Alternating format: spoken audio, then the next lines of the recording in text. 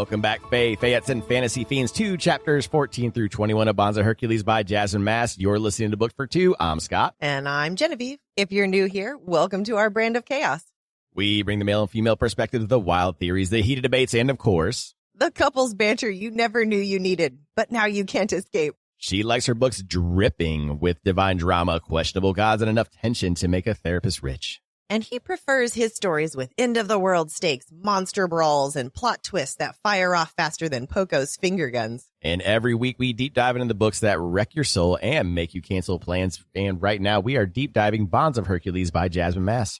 And once a month we shake things up with a standalone book review. So if you love unhinged theories, emotional damage, and two readers yelling about their fictional obsessions, you're in the right place. Now it is time for our favorite part. What's new with the podcast and our actual lives. So, first one, our random lives have been a lot of fun. So much fun. A lot more people have come in, and I don't know what's with the energy of the room, but just having a lot more fun. I think it's probably the weed that we have been partaking in beforehand. It could be the gardening. You could be right. Definitely the gardening, because that's giving us that. We do get a little goofy. Also gives you that, I wouldn't say liquid courage because it's not liquid. Vape courage? Yeah, vaporous courage. There you go. Vaporous. It sounds very sophisticated. Is that how you say it? Vaporous? I don't think so. Is that a word? I don't know. Anyway. It sounds very sophisticated when I say it like that. Yeah. What's fun is vaporous condition. What's fun is we keep swirling just like now with the whole snake thing. Oh, yeah. Dude. I forgot about that. So snakes not, right? They stick together, literally. Yeah, that's what I was trying to explain to you the other day. And that other. Yeah. Lionheart, other cat, was really trying to warn us. And then our new adopted person, Lynn, just came out of nowhere. She found a whole graphic on how snakes mate and everything. A flow chart? There was a flow chart. There you go. I don't understand. I didn't look it up. And then I made the mistake of actually watching a video, and it was two king cobras. And let me just say, the male king cobra's got some moves. Maybe that's where you guys get all this maybe monster. The Kama Sutra come from. Where all this monster romance you guys love, weirdos. I'm not saying nothing about nothing. What? Anywho. Okay, let's talk about our current reads real quick. So I am still, of course, slow rolling for Whom the Bell Tolls. Not because it's bad, obviously, because it's very emotional. And I do thank all the fans, Kat, everybody, for warning me when I'm going to cry. That way I can not be in public. So I'm able to read some chapters in public because you guys have been warning me, so I can go through a little bit faster. But now that I know when I'm going to cry, I can strategically space it out, right? I do not know what those chapters are, and I am about to make the mistake of listening to it at work. So I'm at the part where they just had sexy trivia night. So it's right there. Okay. So whatever happens after that.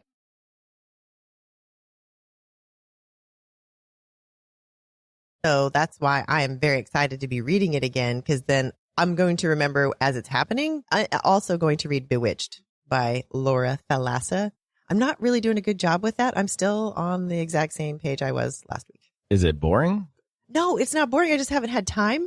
Okay. And we've been excited about For Whom the Bell Tolls and Bonds of Hercules. So I just haven't really sat down and read it. So it was very interesting. So I was very excited to start it, and I just haven't sat down to read it. Yeah. Speaking of For Whom the Bell Tolls and exciting news, we are interviewing the author For Whom the Bell Tolls, JC Lynn. So her lit agent reached out to us while I was working one night, and I freaked the hell out. And I, of course, asked if it was real, because there's like, why us? We are what? I love the first question. Is this real? This better not be a scam. Is this real? Who the hell are we? No offense to us, but I'm just saying, like, no offense to us, but who? Yeah. So then she said she was going to reach out Tuesday, which was yesterday as of this recording. We don't know what happened in our TikTok, but she had sent messages during the weekend that we apparently missed. So Tuesday I'm looking, I was like, 3 p.m. haven't heard from yet. I know she's busy. Let's see what happens. I'll check the messages just in case. And then boom, there they were. And it said from Friday, which was weird. I swear. Yeah, we checked. I swear. I checked this weekend because I wanted to make sure that I didn't mistake what she had said. Mm-hmm. And you know how I feel about words. So I went back to reread the words several times, and I swear that was not there. And It's really weird. For some reason, it wasn't supposed to happen on Friday for whatever reason. Yep. So as soon as I picked up the kids, I rushed home and just furiously started typing. And then I started freaking out because I kept getting wrong messages and I kept rechecking the emails. And then it was just a giant mess. And I finally got a hold of her. She said, "Oh, I can talk to you in 20 minutes. And then we talked, and she's a very lovely lady. Her name's Amy. And she said, hopefully we'll be doing the interview end of January. JC's very busy right now. And with that said, because we love our listeners more than anything, you're a family to us. We want to have your input as well. So we do want to do a segment where you guys get to ask questions. So if you have a question for JC Lynn, make sure you send your question to bookfor2podcast@gmail.com. We'll try to get as many questions in as possible. We're not going to be able to get everybody in. Don't make them ridiculous questions, guys. Within reason. Within reason. Yeah, and we understand our podcast within reason. Whatever that is. And let's stay away from the bland questions. Oh, what's your writing process? But no, we want to We're a deep dive. We want to know things about the book, things about her as a person, because she's a great person, a great author. So we want to know more about the person behind the book and behind the Hell's Bell series. All right. Next up is book club. The book for December is Emily Wilde's Encyclopedia of Fairies by Heather Fawcett. This sounded so cute. So the description is a curmudgeonly professor journeys to a small town in the far north to study fairy folklore and discovers fae, magic, friendship, and love. All right, we have a tentative date of Monday, December 22nd at Salt and Story in Niceville, Florida at 6 p.m. Central Time. If you're not local, you can join us live on our Discord channel. Link is in the episode descriptions and on our socials. Lastly, if you're a local business in the Panhandle, or if any of our listeners are business owners, preferably small business, we would like to partner with you and get your business out there to our listeners. If this is something you are interested in, please email us at bookedfor2podcast@gmail.com. As two people who own small businesses, as well as this podcast being a small business, we would love to help others out. Okay, before we hit play on the trauma, quick warning. This episode will contain spoilers for Bonds of Hercules. Consider this your official spoiler shield. Fair warning, this show's more Tarantino than Christmas Hallmark. You might even say it's dark Hallmark. There's sex, violence, bad language, and worse decisions. You've been warned. Last week, the universe said plot twist and gave us titans with wings. Alexis survived the impossible, leveled up in front of all of Rome, and earned herself the title Angel of Rome. Oh, not a big deal, just casually becoming a myth. And the Broody Bunch, they watched the footage and realized Alexis has powers no Spartan is supposed to have. Zero training, full annihilation. What could go wrong? Meanwhile, her husbands were going unnecessarily jealous, while Achilles and Patro slid in with a very casual, hey, if you want to ditch your marriage, just almost kill them. Till almost death do they part. Alexis was still sorting through her feelings for the Broody Bunch, all while getting whiplash between devotion, rage, and everyone around her needing therapy they'll never attend. This week, things look calm. Augustus is out here hauling titans through Rome like it's a strongman competition. Kharon is keeping to his daily routine that includes stalking Alexis on that list. We get sweetness, guilt-ridden attempts at emotional honesty, and Augustus and Kharon trying their best not to unhinge themselves in front of her. Mild success. Alexis is spiraling. The boys are spiraling harder. And the animal protectors have officially switched teams and are following her around like she's the world's most stressed Disney princess. There's also a casual trip to Montana that turns into a murder errand, a primordial being living in a trailer for reasons unknown, and a whole lot of is she growing crazy energy from Ceres. All right, put on your tinfoil hat, steady your finger guns, and welcome back to Bonds of Hercules. The storm hits now. All right, before we head out, if you're still listening, hit follow and leave a quick review. It's free, takes almost no time, and it helps more people like you find the show. We put a lot into this every week, so that small thing goes a very long way. And if you're not already part of our little chaos corner online, why not? Come hang out. We post sneak peeks, unfiltered nonsense. We go live every Thursday at 7:30 p.m. Central on TikTok. Sometimes it's deep theories. Sometimes it's Scott accidentally reading smut to the internet. Sometimes we talk about snakes. You really never know what you're going to get. Join our Discord, damn it. It's people losing their minds over plot twists, dropping unfiltered takes, and somehow bonding over it. If that sounds like your therapy, get in there. And for my visual learners and facial expression enthusiasts, YouTube is officially live. Full episodes, full spirals, and every single side eye I throw at Scott. All preserved in HD glory. And hey, we've got merch. Grab something if you want to support the show. We have new shirts and hoodies. So what if Rowan and his cadre were a K-pop band? Come see for yourself. We're talking t-shirts for your book hangovers, mugs for your emotional support caffeine, notebooks for your unhinged theories, and even vanity plates. It's branded chaos. Okay, spoiler shields up. This episode covers Bonds of Hercules, and Jasmine Mass gave us a full content warning, which we are passing on. Quote, this book contains excessive violence, language, and a brief allusion to sexual violence. Please take care of yourself while reading. If any of these aren't your jam, now's your chance to tap out. All right, warnings dropped, tea's hot, chaos is unlocked. Let's dive into episode 42, chapters 14 through 21 of Bonds of Hercules by Jasmine Mass. Let's turn the page. The Eldest Heir, chapter 14. Augustus is hauling Titans, carrying his wife, and bleeding from the eyes. It is just another Tuesday. Augustus plods through Rome's side streets like he's speed running a video game. 3 chained Titans in tow. Alexis limp in his arms, and Kharon hobbling beside him like a disgruntled NPC. Poco is clinging to his back, worrying over Alexis, while Fluffy Jr., now roughly the size of a horse, of course, with none of the expected proportions, trots alongside them. The hellhounds flicker in and out like someone keeps toggling their visibility settings, guiding the group towards a Thonic Safehouse. The secret entrance turns out to be a push latch and a key under the welcome mat. I usually love that.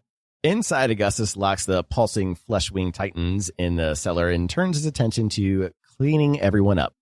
A glance in the mirror stops him cold. He's bleeding from the eyes even without using his powers. What the fuck?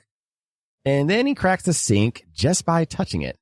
Something is changing, and not in the fun Spider-Man discovered his power way, but instead of spiraling, he slaps Kharon across the face and orders him to shower. That's a good way to do that.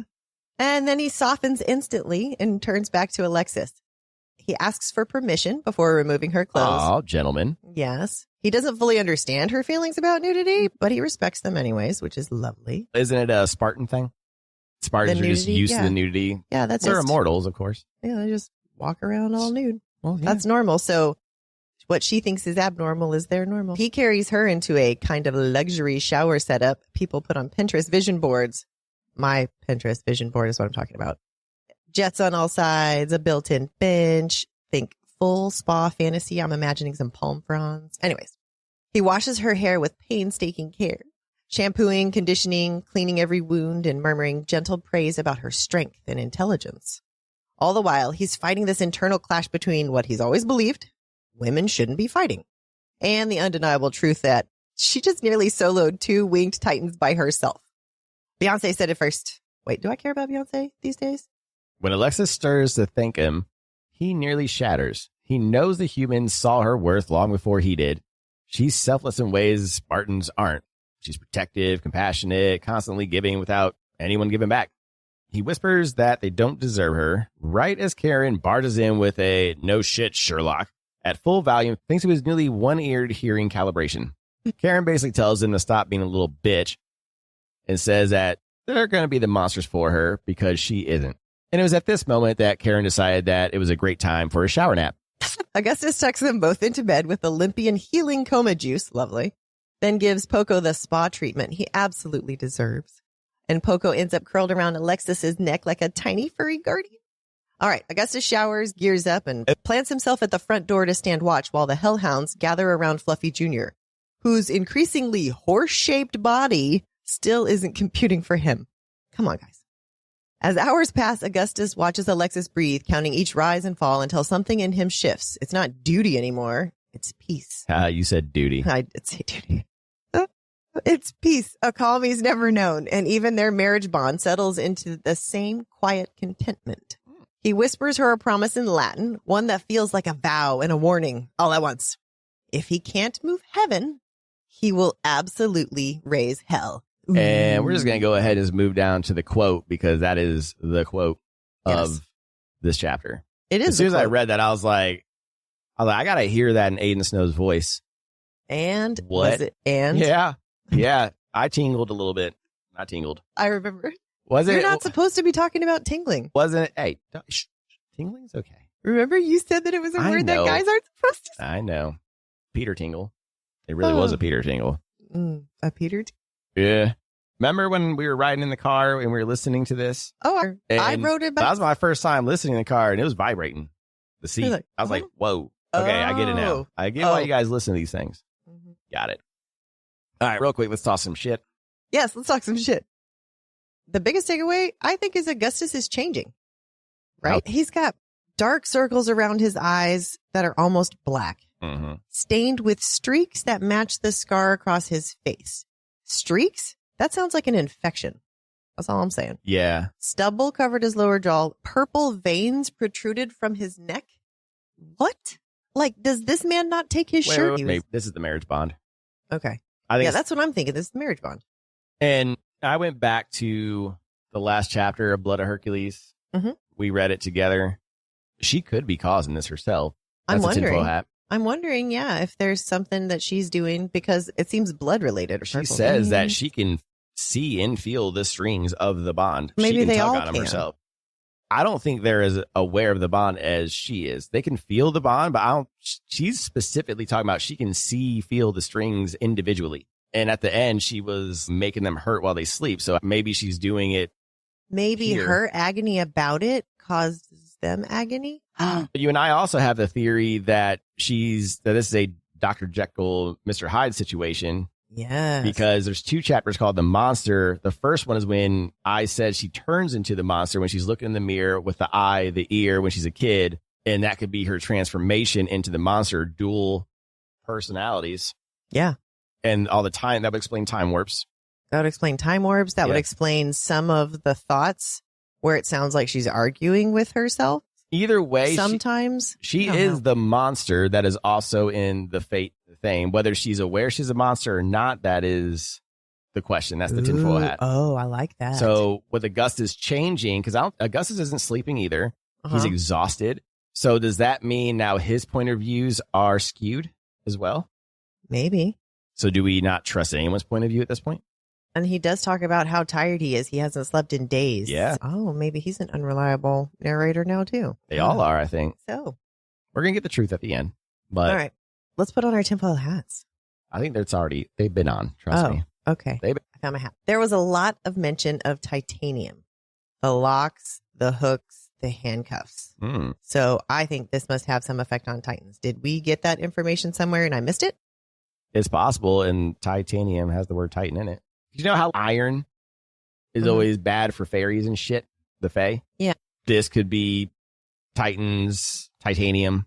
No, I like it. It's a trope. Titan, titanium. I wonder. Oh, yeah. It's a trope because all the fae are always affected by iron. Yeah. Iron is always the main metal that affects shit in all these magic worlds for some reason. Is there a reason behind that? I have no idea. I do want to look that up. There's something about the components of iron that actually block things. Yeah. I bet there is. It's just historically believed to repel, contain, or harm ghosts, fairies, witches, or other malevolent supernatural creatures. Oh, so this has been around forever. Yeah. Oh, okay. Yeah. So it's just historical. Iron is supposed to counteract magic, hence leaves the fairies unprotected. Okay. Man, we need to get better at our witchcraft. Like at the history of our witchcraft. Yeah, good to know. So I'm just guessing maybe the titanium is like there. iron. Yeah. For Titans. That's the only thing I like it. Okay. What about this strange agony coursing down his spine? Oh, that's the marriage bond. Do you have a pick for this chapter? My pick was the quote. Love it. As soon as I saw that quote at the end, I was like, yeah, it's a good quote. The quote speaking of tropes, the taking care of someone after they are wounded, that is a trope as well. Oh, God, yeah. Like that whole taking care of them. The Rowan and Selena. Yeah, it's a trope. Yep. Remember, Selena, you can stay in my bed while you heal. Yeah. Oh, no. I may or may not have been like, giggle. All right. That plays into my pick for this chapter is that I appreciated his perspective and how sweet and gentle he was with Alexis and that he was showering her with praise, but not about her beauty. It was about how smart she was and how brave she was and all the things that he had seen her do and not who she is physically. And I appreciated that. That's why I think Augustus is a complicated character, because he says some things like this where he sounds very feminist and very sweet. Because, for instance, he asked her first, can I take off your clothes? Which is obviously the right thing to do. They are trying. That's what it seems like. He is trying. Yeah, but he still married her without permission and still also believes that women shouldn't fight in the crucible. So a little sexist. A little bit. Very much. But he's coming to terms with it. He's coming to terms with how much of a shit he and Kharon were for trapping her. Oh, yeah. And that's character growth. That's what we want. We want character growth. We want growth. Yes. Exactly. Okay. Last but not least, lore talk. So apparently all the Broody Bunch have safe houses. It sounds like that there are multiple safe houses. So it's not just going to be one per group of people. I think it's just they're spread out probably. But it sounds like they just all have the same layout. So you could walk in blind. My guess is these were built during the Great War, so the Spartans probably have no clue about these. Or not Spartans, the Olympians have no clue about these. And probably might come into play later. Not this specific safe house, but finding another safe house. Yeah. And knowing where the key is under the mat instead of it being like some kind of sophisticated lock mechanism, which is very entertaining. Yeah. All right, cool. Are you ready to turn the page? Let's do it. Satan's Touch, Chapter 15, Alexis. 3 days later, post-healing coma. Oh, yeah, you messed up and allowed me to write notes for this chapter, so here we go. I'm honestly scared, and I just skimmed over this to just let it happen. This chapter begins with Satan, Kharon, whispering sweet nothings about stalking her in her ear. I think he's supposed to be reading The Art of Seduction, not The Art of Kidnapping. Anywho, Alexis warned them it's not healthy because they're injured or stalking. Definitely isn't healthy. But Kharon says, fuck it. Now, I can see where some might read the scene as SA. However, Jen and I discussed it, and as two people who have this dynamic, we believe she is being bratty and enjoying herself. It's a BDSM dynamic, and I can even read the definition. So it is a submissive role in a BDSM dynamic where a person enjoys being playfully defiant, cheeky, and rebellious. This often involves instigating punishments, talking back, and being forced is in quotes, into activities instead of being given simple commands, creating a dynamic of tension and playful power exchange with a dominant partner. I would never. And she's not the only one with a fun little kink, because Augustus is back in control and directing them like he's Wes Anderson, the Grand Budapest orgy, if you will. I do like the moves that he's pulling on her, a little hair pull to get the back arched up, makes it easier to devour y'all, if you know what I'm saying. Yeah. But and then she started yanking back as well. Now, unfortunately, you can't do that to me. I have my hair a certain length for a reason. I'm talking about me. You can't. No, I know. But I have mine a certain length. When I have them cut my hair, I tell them that it still has to be grabbable.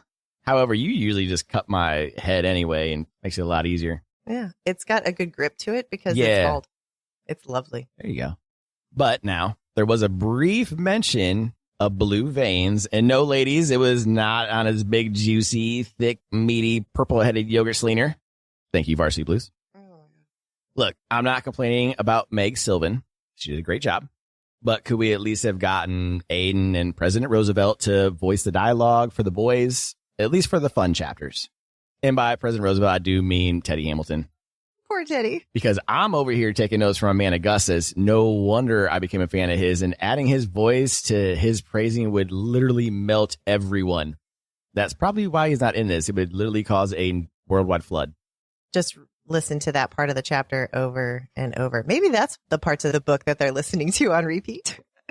All right. So thoughts of the Titans start to flood her head, and she wanted none of it. She was using the pleasure as another way to disassociate herself from the PTSD. You're going to take me, Kharon ordered. Hey, I was pretty good at that. That sounded there like you her. go. I was worried that you were going to make me take that one and compete with Teddy. No, so, I won't do that. Yeah. But again, no hate on Meg. Teddy would have killed it with that line. All right. The rest of the scene had some fun moves involving him swiping his credit card and intensifying his powers. This girl has the best self-control I've ever seen or read about. Kharon wanted to go further, but Augustus still had to be the responsible eldest heir and stop any and all penal penetration due to current injuries. I should have read this before. Good Lord. You're welcome for penal penetration. I purposely picked that sentence out for you, by the way. Appreciate that. Yeah. All right. So now, ladies, don't put your toys and finger guns away yet, because Augustus used his finger guns to cause a messy murder scene. Now, I myself prefer the Spider-Man method. Oh, my God. If you know what I'm saying. And then she finally got a look at Kharon's triumphant, veiny, weeping, Jasmine Mass's words, not mine, penis. And it's a honker.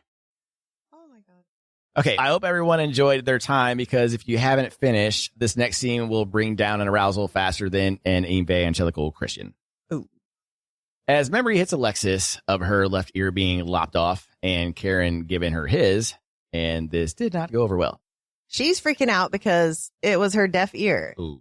Kharon sees it as no big deal. In fact, it's normal for Spartans to give pieces of themselves to others. Nyx tries to calm her down by saying Kharon was an idiot and didn't know any better. True. So she finally lets them in on her secret. She is partially deaf and has been this whole time in her left side. They ask her how it happened, and she gave the typical answer most victims give. She got it from an accident. They don't believe her, of course, and keep trying to pry the truth out of her. But in this moment, she realized something huge.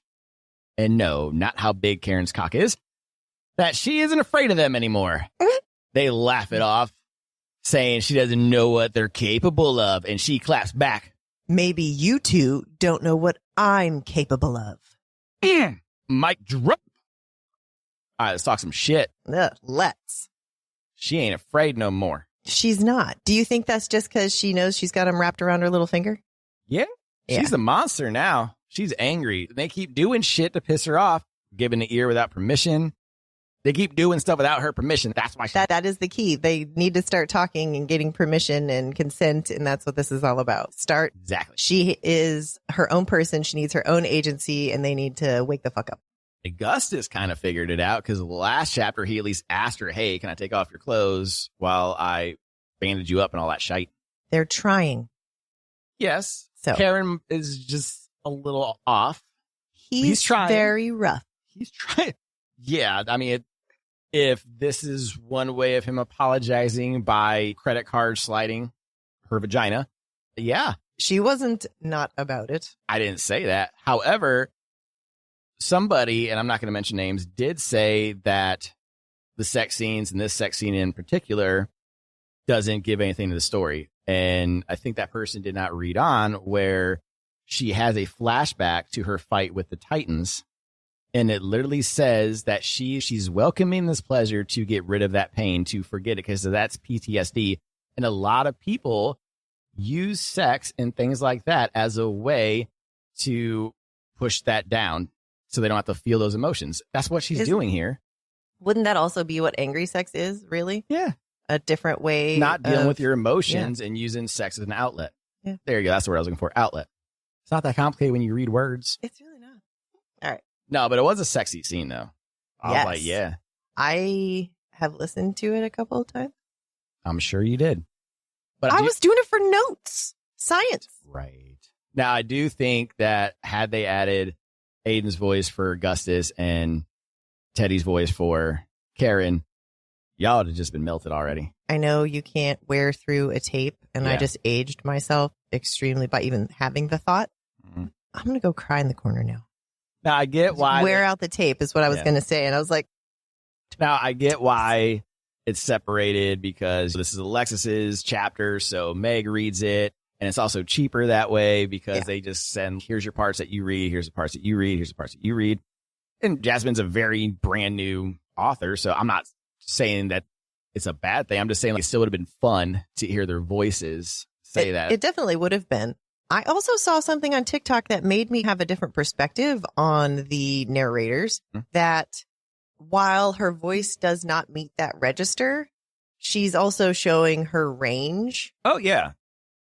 That gave me a new appreciation for the books that don't have the male narrators come in for the male parts, because they have to learn to lower or raise their register. So she may not be great at it yet, but she's working on it. I didn't mind it. It doesn't bother me. I think you're misunderstanding what I'm saying. I'm not saying that's what they should have done. Meg did a fantastic job. What I'm saying is, if they did. Yeah. No, I get what you're saying. And just for the spicy chapters, not for any time they're mentioned in Alexis's chapters, just for the fun chapters, just to get you guys going and have some fun. Just have those phrases in there. Because I imagine you would just send them the sentences, here, just say this real quick, because you wouldn't even have to have them and Meg in the same building. You just be like, here, quickly, say this. Say this sentence. Yeah. Ooh, that'd be hot. Or, yeah, just send them a little, here's what's happening in the scene. Say this real quick. Yeah. What's that app where you can have an actor like call your friend for their birthday or send them a video like, happy birthday from Iron Man or from, what is that called? I have no idea because I have never heard of that. But I've heard of that with like actors and other things doing that. Because I remember when Snakes on a Plane came out. Yeah. You could call a phone number and it would be Samuel Jackson talking like snakes on a motherfucking plane and shit. Dude, we peaked in the 2000s. I'm just saying. Cameo. That's right. Yeah. I do remember Cameo. Yeah. Cameo. So you can get athletes, celebrities, musicians. It says 21,000 plus celebrities. So Cameo is what I was talking about. Oh, okay. So I think that would be cool. That would be cool. You could just feed them lines. Anyways. We squirreled. We did. So tinfoil hat time. Yes. You want to know if they're going to go see their foster father. Yes. Obviously.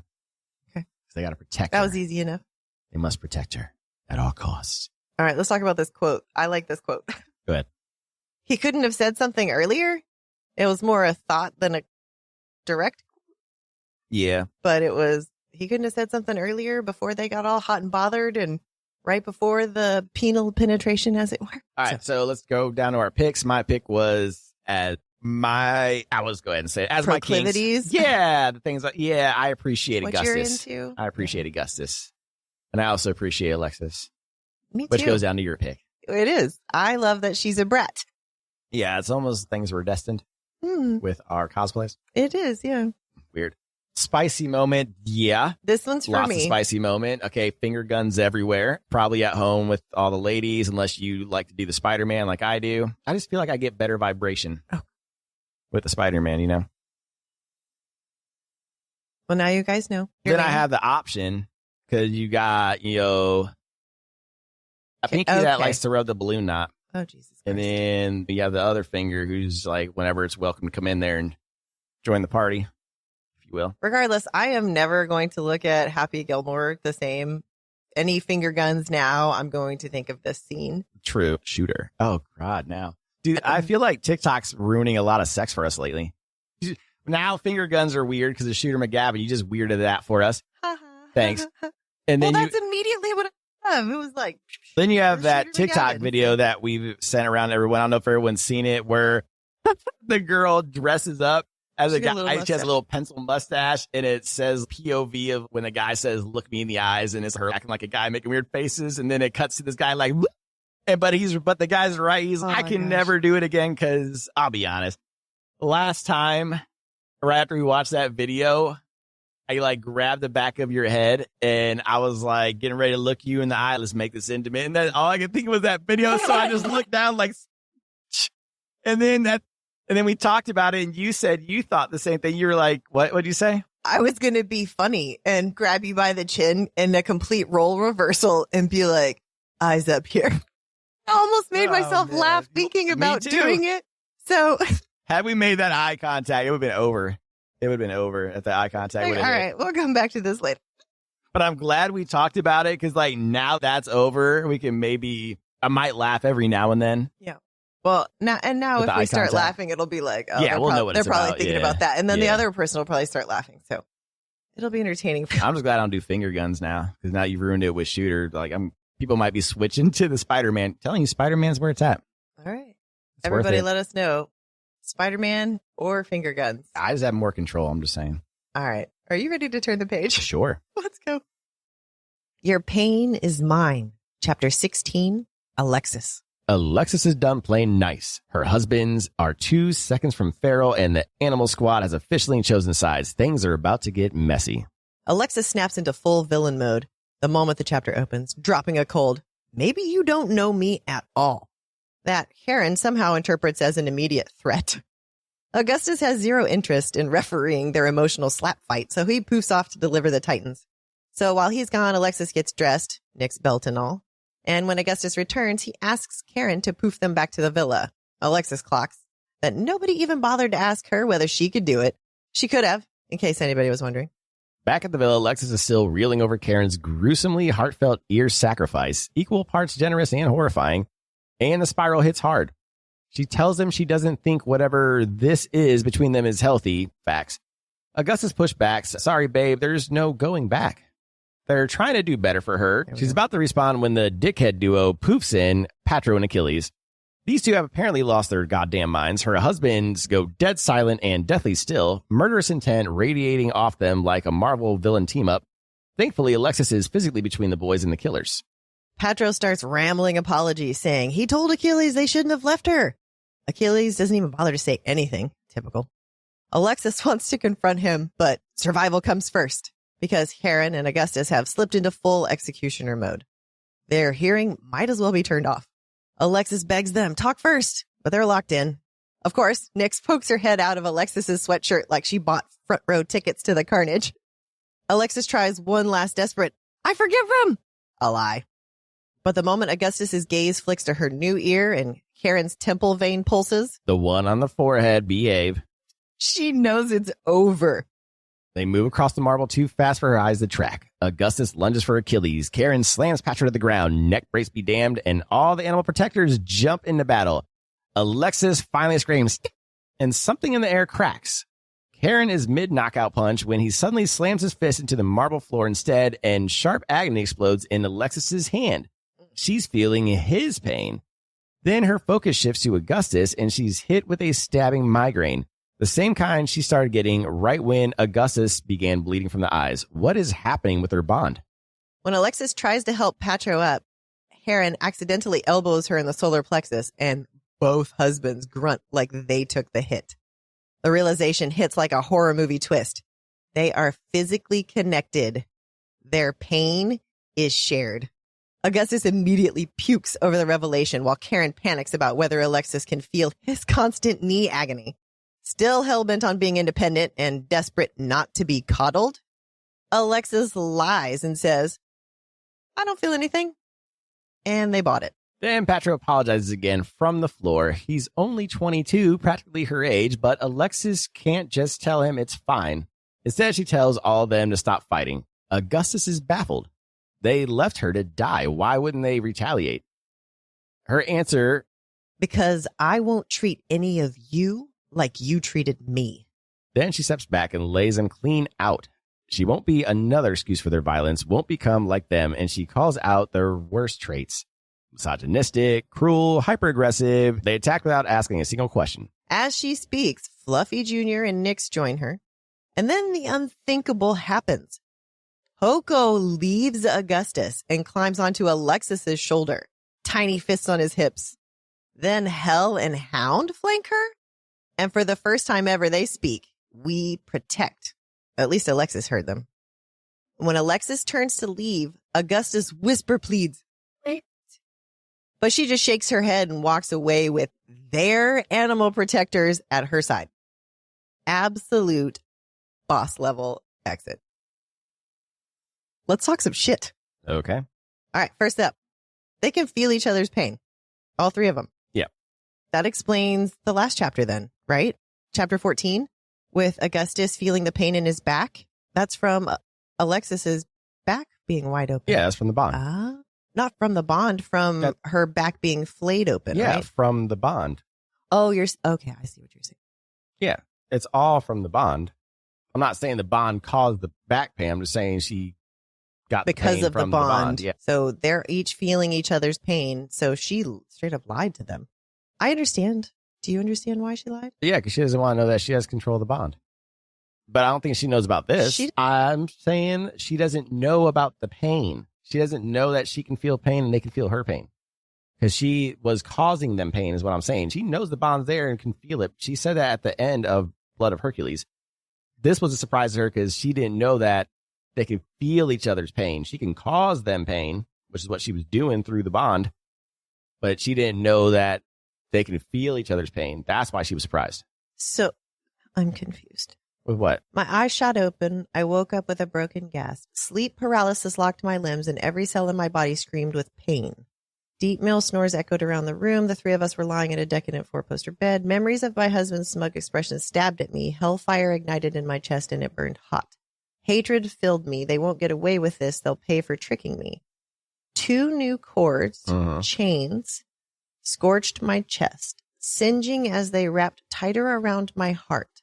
Like the marriage bond could feel my displeasure. Augustus and Kharon moaned with pain in their sleep. There were consequences to marrying a monster. They'd begun for them. Yeah, see? They'd begun for them. That tells me that she is causing it because... Maybe I take that in 2 ways. I can definitely see your point because that's where I've been this whole time. But I'm wondering if it's because she's so upset. You know how Augustus finally accepted and it went content? I'm wondering if because she's not, that's what this is. The marriage bond can feel that she's still upset. So you're thinking that's metaphor. She's a monster, not she actually is a monster. Yes. I think she can be a monster. She has the power to do it. I think she is the monster. It's in the Fate prophecy. There's 2 chapters in Blood of Hercules that call her the monster, and it's very significant because we went back and forth. That's when she said she became the monster, and at the end she said she's monster's about to get him, basically. And it even said in that chapter, memories of what happened fired her up. So that makes me also think it's possible that this is a Dr. Jekyll, Mr. Hyde situation because it said memories, but again, it could just be overall memories too, because I don't know. I don't know either. I do think she's the monster. Whether she's aware of it or not, that's the question. Yes, I am leaning more and more towards a alternate personality of some sort. Yeah. That is the monster. And that would also explain, if it was a Dr. Jekyll, Mr. Hyde, why she would be surprised here as well, that she can feel the pain because she would be Alexis here and not the monster. The monster, it sounds like, is fully aware of the feeling. It even said it, whether it's causing the pain or not, but it's fully aware of what's happening. The monster is. Where Alexis is, wait, what? So that's what makes me think it still could be Dr. Jekyll, Mr. Hyde, if you think about it that way. To where this is Alexis seeing things for the first time. The monster already knows, but Alexis doesn't. Maybe. Because that's how dual personalities work. We talked about her lying to them about feeling their pain. Do you think that's going to come into play later? Yeah, of course. It's probably going to come into play right after our little cliffhanger. Oh, you're probably right. Yep.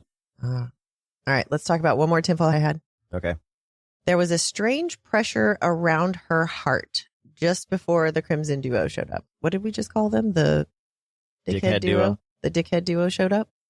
It says, there was a strange pressure around my heart. I opened my mouth to say something, anything, but then the duo showed up. It's the same pressure she felt in the monster. The squeezing around her heart. It's the same pressure. She's just not aware of it because she's Alexis. Alexis. What if it's just the marriage bond? That's what I just said. It is the marriage bond. That's the pressure. Wrapped tighter around my heart. Okay. Yeah, that's what was happening when she was the monster in chapter 36. It was wrapping around her heart. Mm-hmm. Yeah. So if she is aware, this wouldn't have been the first time she felt it because she would have felt it as the monster. So this is her first time as Alexis feeling a strange pressure around her heart. Her first time as Alexis feeling the pain from her husband's. I think we're reading way too deep. I don't. Okay. Think about everything is about dual. Everything is dual in this book, in this series. Huh. What was the very first thing in this book, that word that I'm not even going to try to pronounce with the definition? Agathocacological. Yeah, that one. Agathocacological? Whatever it is. Yeah, but read it real quick. Composed of both good and evil. According to Greek mythology, humans were originally created with 4 arms, 4 legs, and a head with 2 faces. Fearing their power, Zeus split them into 2 separate parts, condemning them to spend their lives in search of their other halves. Yes. 2 faces.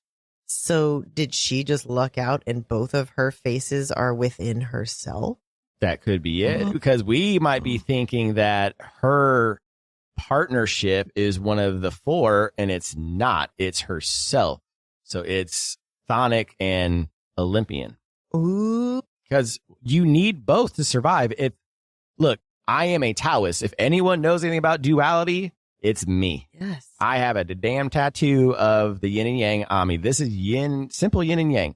It's like this in almost every religion pops up that you can't have one without the other. Are you sure it's not just that the men are supposed to be the evil? Nope. Okay. Because they're already evil. Because it doesn't make sense because she's already half chthonic. So she doesn't need them to complete that part of herself. But she doesn't want to be evil. It's not about being evil. It's about controlling the monster, becoming the monster, and owning that part of yourself. Oh. This is also a little bit of therapy. This is about owning the monster. Like, we all have the capacity for good and evil, right? Yes. But this is, and like you said, with the monster, if you don't control it, it can get out of hand. It can get out of control. So once you realize the flaws in yourself and you try to control them, you try to get better. That's why, again, I could be reading too deep into this. Apparently I do that on TikTok. So hear me out. Could that be why her other eye is one color? Maybe she can see out of that eye when she's the monster. Dude. She is the yin and yang, the black and white, yin and yang. Be crazy. Yeah. All right. Again, the biggest thing is she aware? She's the monster. It's plain and simple. Is she aware? Is she aware? I don't think so. I don't think she is either. Whoa. All right. Woo. All right. Quote. The quote was absolutely adorable. That was heartbreaking. Poco. Poor Augustus. However, I remember reading this at work and I started texting your ass. So I was like, holy shit. Like when she walked out like a straight G with all of their animals, she straight took all their shit and was like, mines. She Disney princessed their ass. They did it on their own. She didn't say, hey, let's go.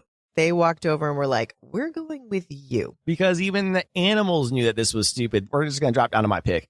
So this is that typical fight scene that you would see in high school movies and shit like that, where all the bros who are in love with her just start fighting each other. And the girl's like, guys. Because I guarantee, again, where she's shouting them for it to stop, she's just like, come on, guys, stop. And then she just finally had enough. And then she walks away, and even the animals are like, yeah, fuck this shit, dude. I don't want any part of this. These guys are ridiculous. Yeah, the animals even realize how stupid they are. And of course, that was my pick, was that she walked out with the animals. That was the pick for this. It was absolutely. Yeah, that was a boss scene right there. That was in our big takeaways. That's part of everything. Uh-huh.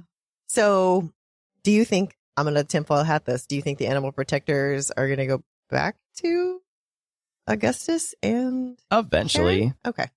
Because their bond is still there. No matter what's going to happen in this book, she's going to work it out with somebody, all of them, one of them, two of them. Annihilate them all, whichever. Not only that, but these are their animal protectors.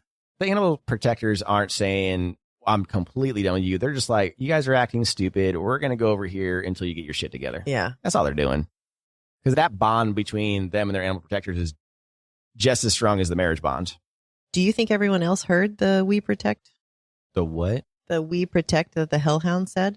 Or did no, only just she can Alexis? speak. Okay, yeah, because even Kharon said he can't speak. Remember, he was surprised. Like, what? What are you talking about? They can't say nothing. Yeah. Weirdo. All right. Are you ready to turn the page? Let's do it. Let's go. The Hunter, Chapter 17, Kharon, early June. Kharon's morning routine now includes stalking, sweating, and emotionally spiraling, which means we're already off to a fantastic start. Thud. Whoosh. Thud. Whoosh. Now, apparently, that's the sound a punching bag makes. If she does write a graphic novel, maybe hire someone to write the sound effects. All right, we're just kidding, Jasmine. Be nice. Anywho, now the clock on the training wall read 6 a.m. And you know what? We ain't going home till it's 6 a.m. Yeah, the clock has no real impact on this chapter. I just want an excuse to do a gin and juice lyric. That tracks. All right, so apparently Kharon has a full daily schedule. Run through Titan simulations, stalk Alexis, and prepare for the SGC.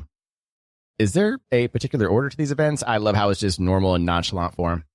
Yeah, busy day today, guys. Gotta go grocery shopping, stalk Alexis. Maybe hit the gym, stalk Alexis. Go to the post office, probably stalk Alexis. Normal Thursday. You know, I could never get the hang of Thursdays. Maybe they just need to lie down with a paper bag over their head. If you like. All right, let's see how many people get that reference. On an important note, the upcoming SGC tourney, there are no guns allowed, so training has consisted of fists and stabby weapons. Alexis is all right with a sword, but she is no Arya Stark by any means. And they only had weeks left. And no one is shocked. Alexis hasn't spoken to them since all 4 Broody Bunch douche nozzles started fighting over who would die for Alexis more.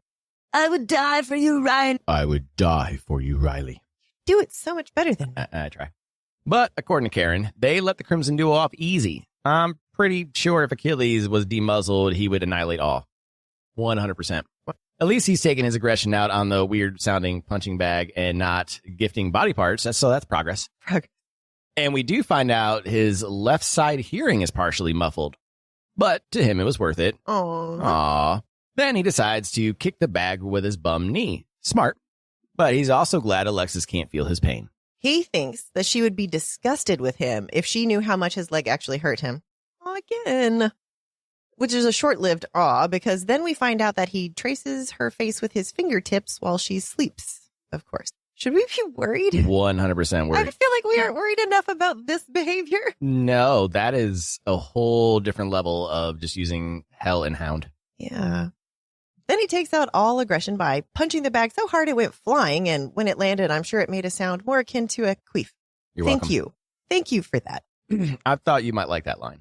I got to start reading your lines before. No, we're just going to go. Just keep running with this? Yeah, we're just going to go full Ron Burgundy, whatever's in there. Just go with it. Okay. Before Kharon can ruin more gym equipment, Augustus calls out saying that he needs to come to their room now. Augustus had a grainy video, not the kind of grainy videos you're thinking of, you perverts, from a popular Spartan chaser, which pulled up showing Alexis fighting the Titans. Now, in the interest of time, we aren't going to go deep into what exactly they're watching, but we will mention what was seen on the video that wasn't mentioned in Alexis' POV in Chapter 12. So it starts with them watching her put her life on the line to save the Alpha's old people. Everything was pretty on par up until the point when she stabs the Titans and he scratches her back. Alexis shook her head and tightened her grip. Now, if you go back to 12, it mentions a lapse in time and a switch being flipped. We'll bring that up later. While watching the rest of the video, they cannot believe how powerful and badass she is. They even mention the leaping, especially midair with a Titan. It should be impossible. And they have no idea how she's doing it. They were even more impressed she did all this to protect the humans. So another view of her placing her hands on Lucia, the injured woman, and then all of a sudden she's being called Savior. They literally said Alexis saved that woman. The video goes to the end where Augustus does his own beast mode moves by carrying 2 people and 3 Titans. The only difference, Kharon was in and out of it, and he didn't remember so many people being there. As the camera person panned out, there were hundreds of people. Then the video ends, and I'm pretty sure both of their horny and jealous dials were cranked up to 11. Little Spinal Tap reference for everybody. Because when they pull up the Spartan Lifestyle page website, they see the hero we've been waiting for. Then they did what any rational obsessive stalker would do. They began doom scrolling image after image, including drawings and paintings of deep fakes of Alexis. So you can now crank that murder dial up to 11 as well, because these boys don't share, not even with fans, apparently. No sharing. Kharon, being the rational one for once, which is weird territory for him, says they need to earn her trust and show her how they feel. Augustus is way ahead of him. The wisdom of a refined older gentleman. They had to get her back, or they won't survive. That was italicized for some reason. Whatever is happening, they both look like they haven't slept in months. But no matter what, they will get their wife back. Okay, let's talk some shit. Heck yeah. So Alexis is a certified badass, but she should not be that badass because they have never seen anything like her. Never. Just the leaping from midair with a Titan while injured to a controlled location like that. You mean pooping? Yeah, sorry. Pooping. Poof. Pooping. Oh. You say pooping? Yeah. What? Oh my God. I'm sure you do. Damn it. Jesus. Okay. Another big takeaway, which is a little bit of lore talk. We learn a bit about the SGC tourney, so they can't use any firing weapons. It has to be old school fists and stabbies. So I wonder if that's in there for a disadvantage for them. And their powers, too. Fist stabbies and powers. But again, what's Kharon's powers going to do in a fight? Here's my feelings. Feel my feelings. He just pushes his feelings on the people. That's not a power that's going to take people down. What was his level? He wasn't as high a level as everyone else. No. Let's see. Stats. 84, I think it was. It was in the 80s, I thought. All right. Augustus is 85. Yep. And Kharon is 70. Yeah, I thought he was weak compared to everybody. Yeah. So his power is touch. It has to be touch. So he has to get close to them, first of all. Second, it's just emotional. He's obviously more powerful now that he's married, but... Maybe that'll change. Maybe something is happening that'll change that. Yeah, but what I'm saying is it's an unfair advantage that the Olympians are forcing this onto the Chthonic. Sure. So, they're dicks. Anywho, let's hit our tinfoil hat section. Heck yeah. So the switch that was flipped was filmed differently. Again, going back to we don't trust POVs at this point. I don't know that it's that we don't trust POVs. It's that we got her POV about what she felt happened, and then they visually saw it happen in a video. So what she felt happen is visual. Like they watched it happen. So is what happens another identity? We still think so. That's part of our shtick. We're sticking to it. Yeah, shtick. Dr. Jekyll and Hyde thing. The two parts. Yeah, the two parts. And I'm thinking that they're separate now and eventually they come together. And that will be, again, it's the whole K-pop Demon Hunters thing. Yin and you gotta yang. accept yourself. Yes. Yeah. So, ooh, I like that. Do you think they're going to check out that Spartan Chaser? Do you think that Spartan Chaser was put in there on purpose as a callback? Like, he's going to be coming back later on? I didn't think. Do you? Yes. Oh, why? Popular Spartan Chaser. Specific wording. You don't think they just would have named him if we were going to come back to him? Why would they name Spartan Chasers if they're supposed to be hidden? Oh, that's true. They're not supposed to be known. Their anonymity is what keeps them going. So that's why I said popular Spartan Chaser. So that leads me to believe someone's going to go looking for him for other footage or other things to maybe see past events, or I don't know, something's going to happen where he pops up, or maybe he gets footage of something else again. Oh, I see what you're saying. Because if it was going to be a rando, it would have said random Spartan Chaser, not popular. That means it's a specific person instead of just some rando. It was very specific. Yes. Ooh, that was a good catch. I did not catch that. All right, let's talk about the resembling a halo. So there was the golden glow of the rod of Asclep, and she had a glow about her that resembled a halo. And in my mind, that's golden also. And I wonder if the golden glow from the rod of Asclepius, I hope I'm saying that right, is something to do with this, because that's the healing symbol. So I just saw that it said resembled a halo, and it was like she was glowing, and okay, interesting. All right. Oh, she was stabbed for a reason. Yes. Someone stabbed her. For sure. All right, we didn't have a quote for this chapter, which is fine. So we're going to drop down to our picks. My pick is him being creepy as fuck, tracing a finger over her face. That's just a little excessive, stalking, and outrageous. He just wants to touch her. I'm saying it's just outrageous. It is. This book Yeah, is silly. it is. Mine is the paintings of her falling from the sky with wings. I even made a note of it on my Kindle, and I'm wondering if that was not a nugget foreshadowing of some sort. Possibly. Because the rod of Asclepius also has wings. It's possible. Yeah, I'm excited.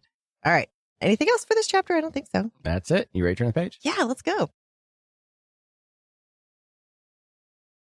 The Price of Power, Chapter 18, Alexis.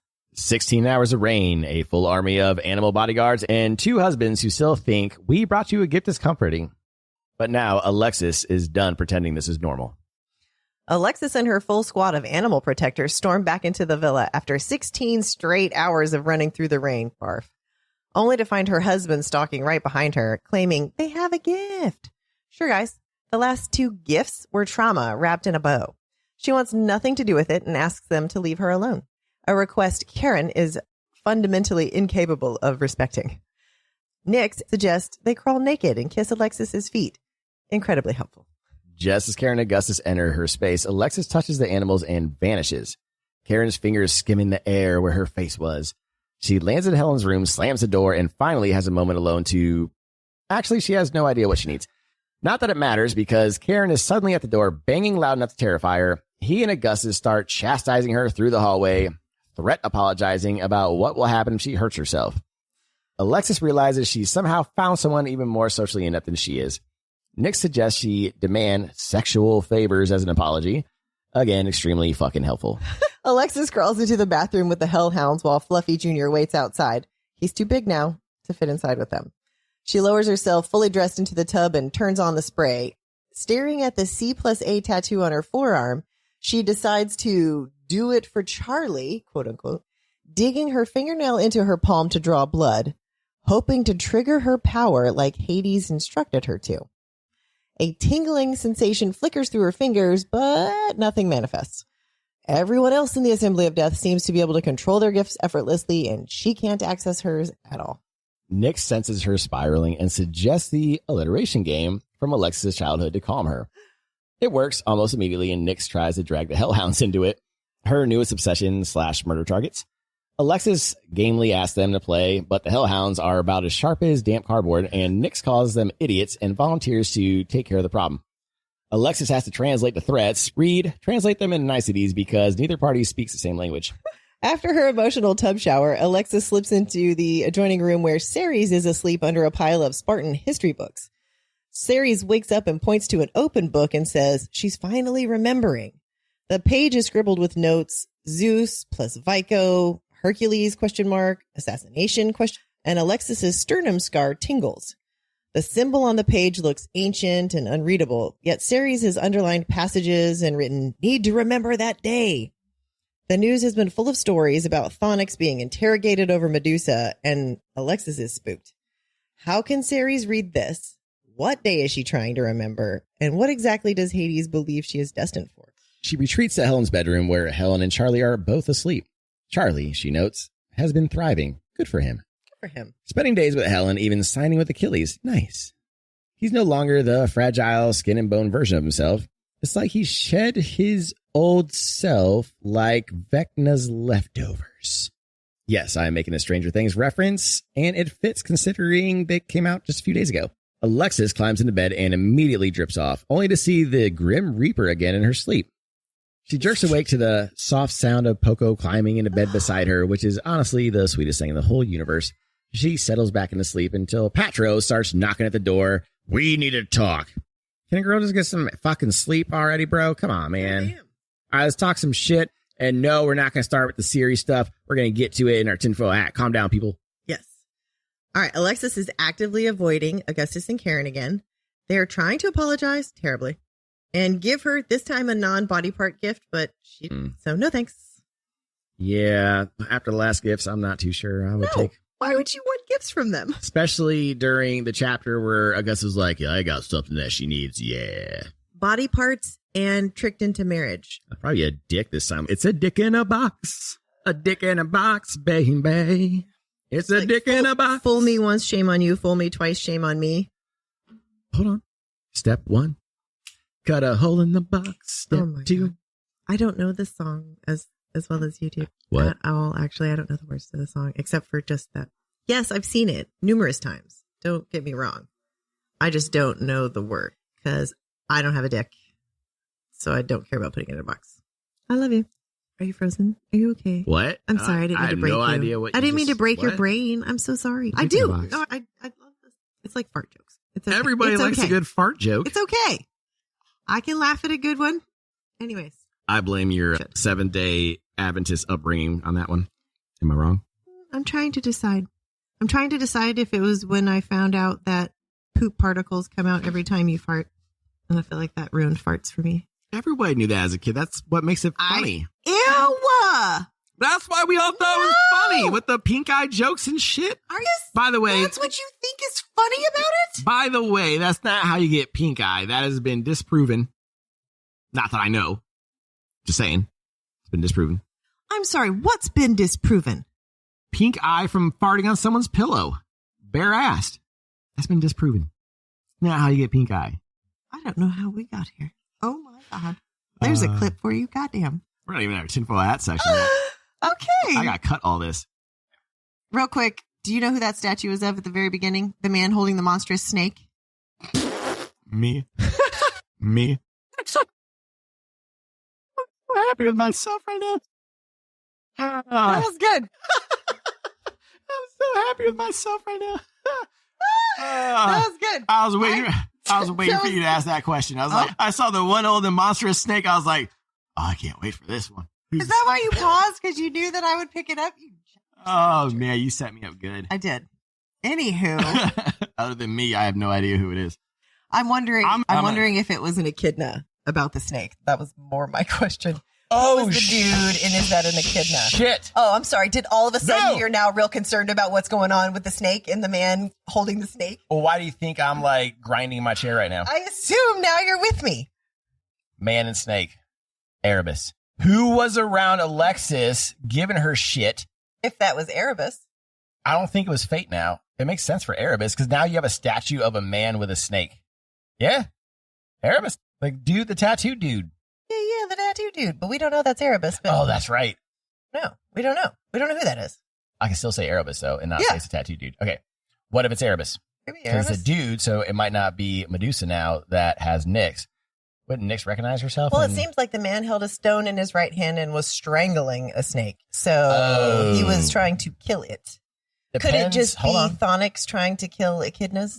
Could it just be as simple as that? Depends on your definition of strangling the snake. Oh, my God. The beast's mouth was wide open, curved fangs.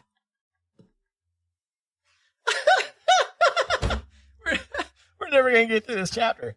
Fuck. This isn't even a sexy chapter. Jesus Christ.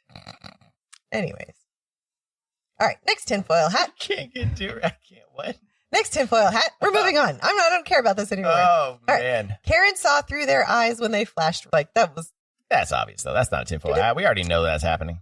So we can file that away. All right, what about this prickling sensation in her fingers? Do you think that's her powers trying to activate? Is that something happening? No, so from what I read, she was upset. She was chilling out to calm herself down. Hades taught her a trick to try to activate her powers. So it's like power training, like teaching her how to calm herself. It's a calming mechanism.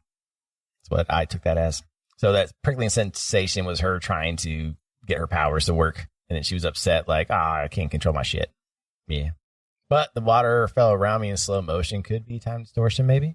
Yeah. I feel like the blood is what caused the nation, but I could be wrong.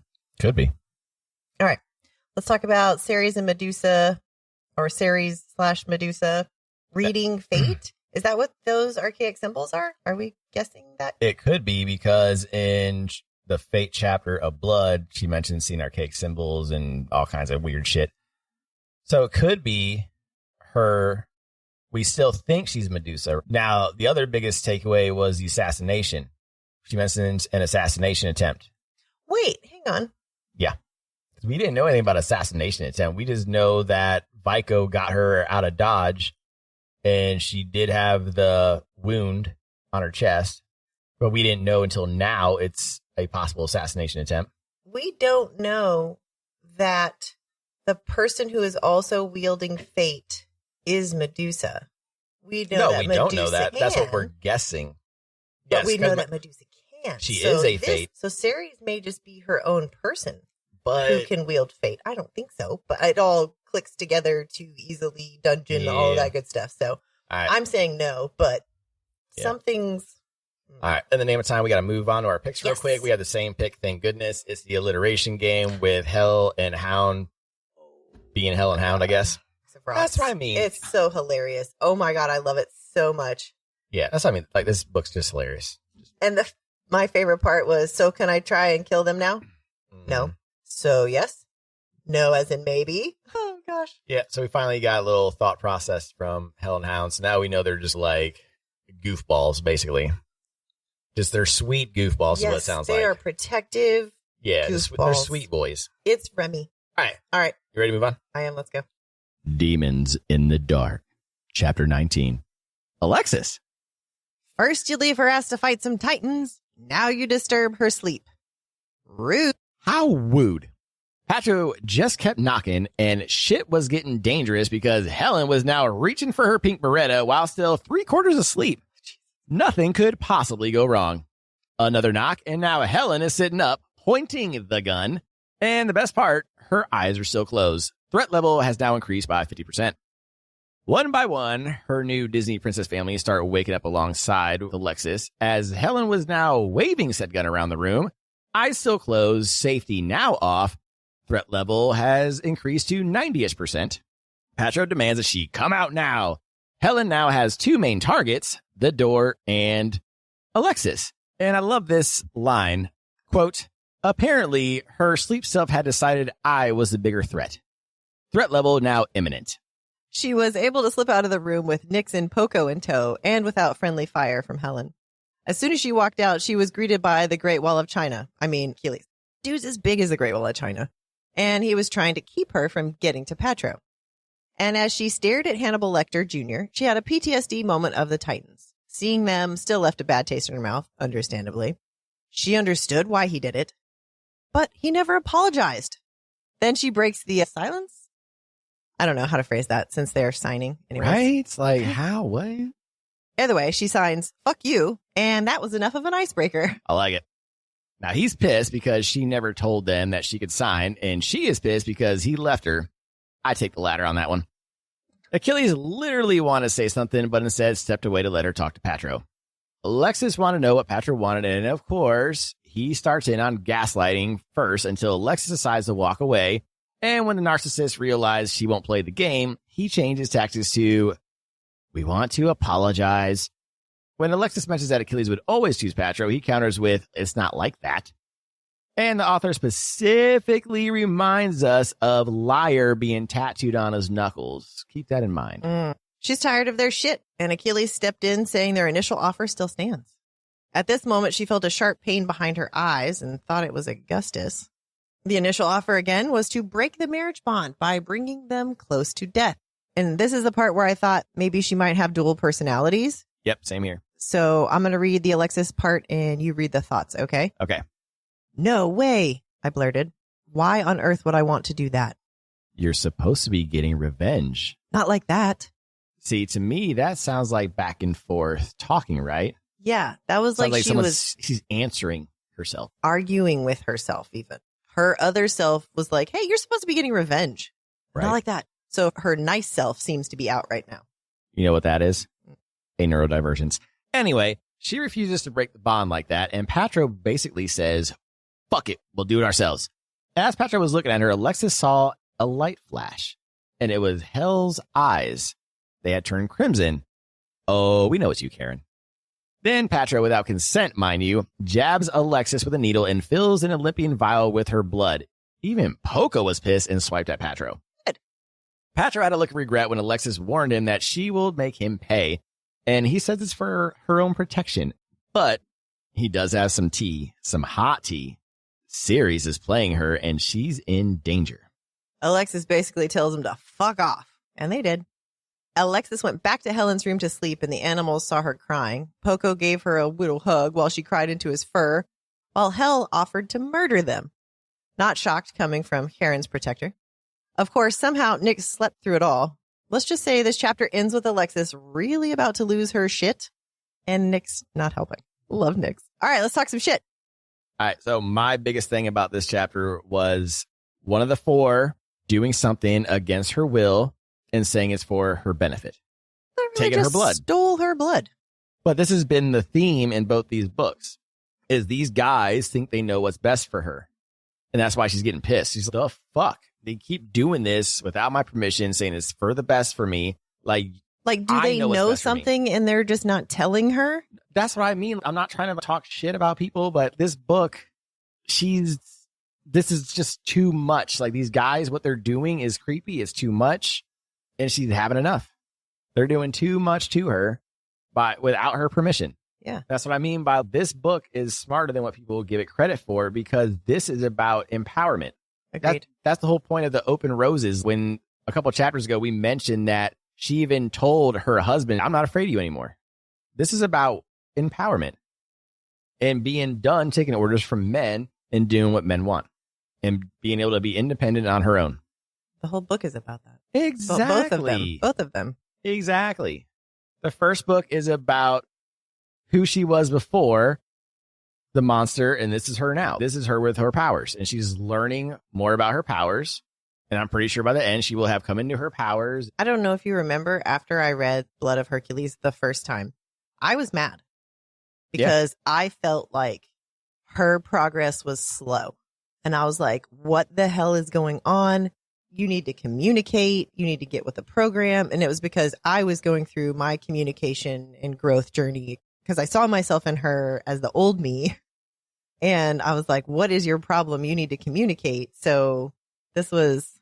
I feel like authors are stuck where they're at because you want characters to have growth, but you don't want it to be too slow, but you also don't want it to be too fast, but you also don't want this and you also don't want that. And so what these authors try to do to have a happy medium, and it seems like they did the same thing with Plated Prisoner, because Plated Prisoner gets the same thing. Gild's so slow and I get so upset with her, and why didn't she do this? And so that's the point. Like, the first book is where she is at that moment. Second book is her finally starting to break free and realize that she's been manipulated this whole time. And then book 3 is her becoming the woman she was meant to be. And that's what this is, just in 2 books. Book 1, we see her with her issues and she's a child and she needs to grow as a woman. And book 2 is her becoming a woman. That's and learning how to harness her powers. Yeah. Now that she's realizing I am powerful on my own and I don't need them.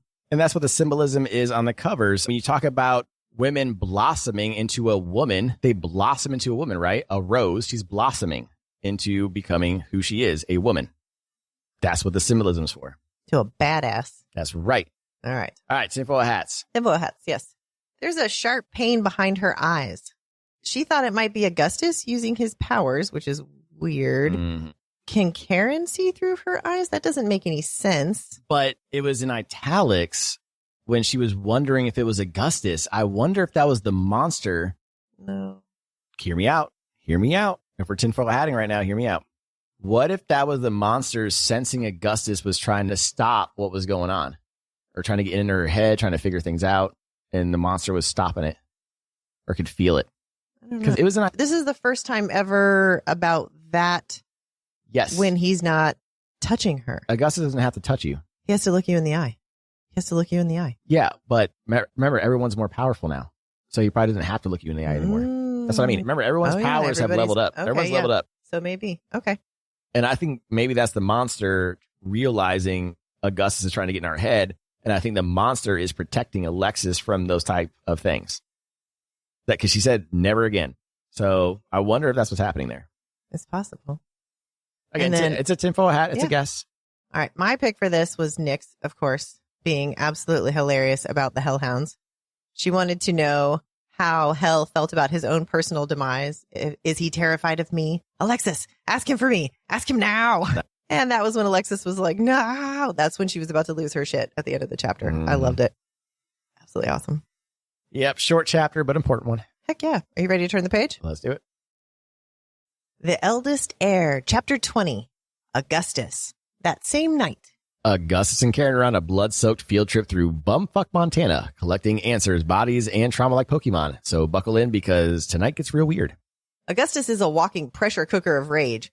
Every minute Alexis refuses to speak to him, his madness crawls closer to the surface. Kharon storms in right behind him, equally unhinged because he couldn't creepily watch Alexis sleep. But there's no time for sulking. They need answers. Augustus drops the doctor he's been interrogating and gives him one last shot at explaining why Titans are mutating and what the Olympians know. The doctor's useless denial earned him a swift pair of popped eyeballs, which takes the edge off of Augustus's headache. Interesting. Kharon gives him the world's most judgmental side eye, but they teleport straight to, in Jasmine's words, bumfuck Montana. I feel like all Montana's bumfuck. Augustus almost spirals again, thinking about how they screamed at Alexis during the Crucible while she was deaf, but he forced himself to focus on how she faced those Titans without fear. Pity won't help her now, though. When Kharon loads a gun, Augustus snaps, "No guns!" But Kharon stomps down the road anyway like an angry little toddler. Augustus instinctively reaches for Poco's hand before remembering they left him behind. Aww. Which is honestly heartbreaking. Kharon kicks at the first trailer door, and when the crowbar-wielding human answers, one look at the Spartan's smile is enough to tame him instantly. Augustus pulls out the photos he secretly took of Alexis and Charlie and demands answers. The man lies, and Kharon catches it and holds a gun to his head, just in time for the man's wife to blurt out names and directions. She says everyone in the trailer park knew who Alexis was, and when Kharon asks why no one helped those kids, the man turns to threaten his wife. For the last time, Augustus liquefies his brains on accident. It was only meant to be a flesh wound. And Kharon hits him with the, really?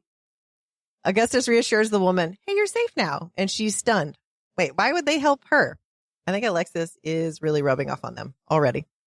The murder duo even scramble for cash and offer her a Spartan gun to pawn or use for protection, whichever. And Kharon attempts a joke. It's something? He tried. Speaking of jokes, the whole time I thought of this, I was thinking of Pulp Fiction. John Travolta and Samuel L. Jackson. Yep. I was waiting for someone to do a whole monologue about Royale with cheese. Just waiting for it. All right, so when Augustus asks if Cheese knows anything, she doesn't. But she calls out for them one last tidbit. Someone once threatened to turn people into grizzly bait if they helped Alexis and Charlie. Dark emotions boil under their skin. They want every detail of everything that was ever done to her, and they want blood for all of it. An hour and 4 dead men later, they confirmed the abuse, the homelessness, the foster parents, and have met the local bird drone conspiracy theorist post-shovel Paul. Side note, Paul feels like the Montana version of that guy in every X-Files episode. The truth is out there. And this time, he might not be wrong. They decided to visit Alexis's foster father in prison next time. But first, the final trailer, the one at the edge of the forest, well kept and deeply sus. As they approach, Kharon activates his chthonic powers and freezes, his face blank. When he comes back, he insists they have a problem, but Augustus just brushes it off. Before they kick open the trailer door, a cheerful man greets them like it's Sunday brunch. Augustus tries to mind stab him on the spot and is met with solid, ancient darkness, snarling back at him. No one has ever blocked his power like this. He yanks out of the mental grip and shouts for Kharon to shoot him, but it's too late. Smoke, empty floor, he gone. This wasn't a man. It was something primordial, something part creature, ancient. And it knows Alexis and Charlie. They need answers and fast. Next up, the only human prison in the Northern Hemisphere. The next morning, Augustus and Kharon are vibrating with fury. Alexis' stepfather bragged about hurting her. They want him dead, but they made a promise. The wrong party decides. Progress. She'll probably forgive him, which honestly feels like torture. Augustus' mind is tearing itself apart between respecting her power and wanting to protect her. The madness is clouding everything, and Kharon starts hyperventilating until Augustus grabs him and helps him breathe. That's good enough. In this together. All right, footsteps approach. Alexis, Helen, and Drex talking about the mysterious gift box that Augustus and Kharon left for her. Then they turn the corner and nearly walk right into the 2 bloodied, sleep-deprived, murder-drunk husbands, trying to act natural. Wipe the blood off your teeth, gentlemen. Smile. Not too much. Absolutely nothing suspicious here. They fail spectacularly. Alexis, Helen, Drex, and Charlie all come to a full stop when they see them. Helen is holding the gift Augustus commissioned right after the wedding. Alexis keeps her arms crossed and refuses to look at either of them.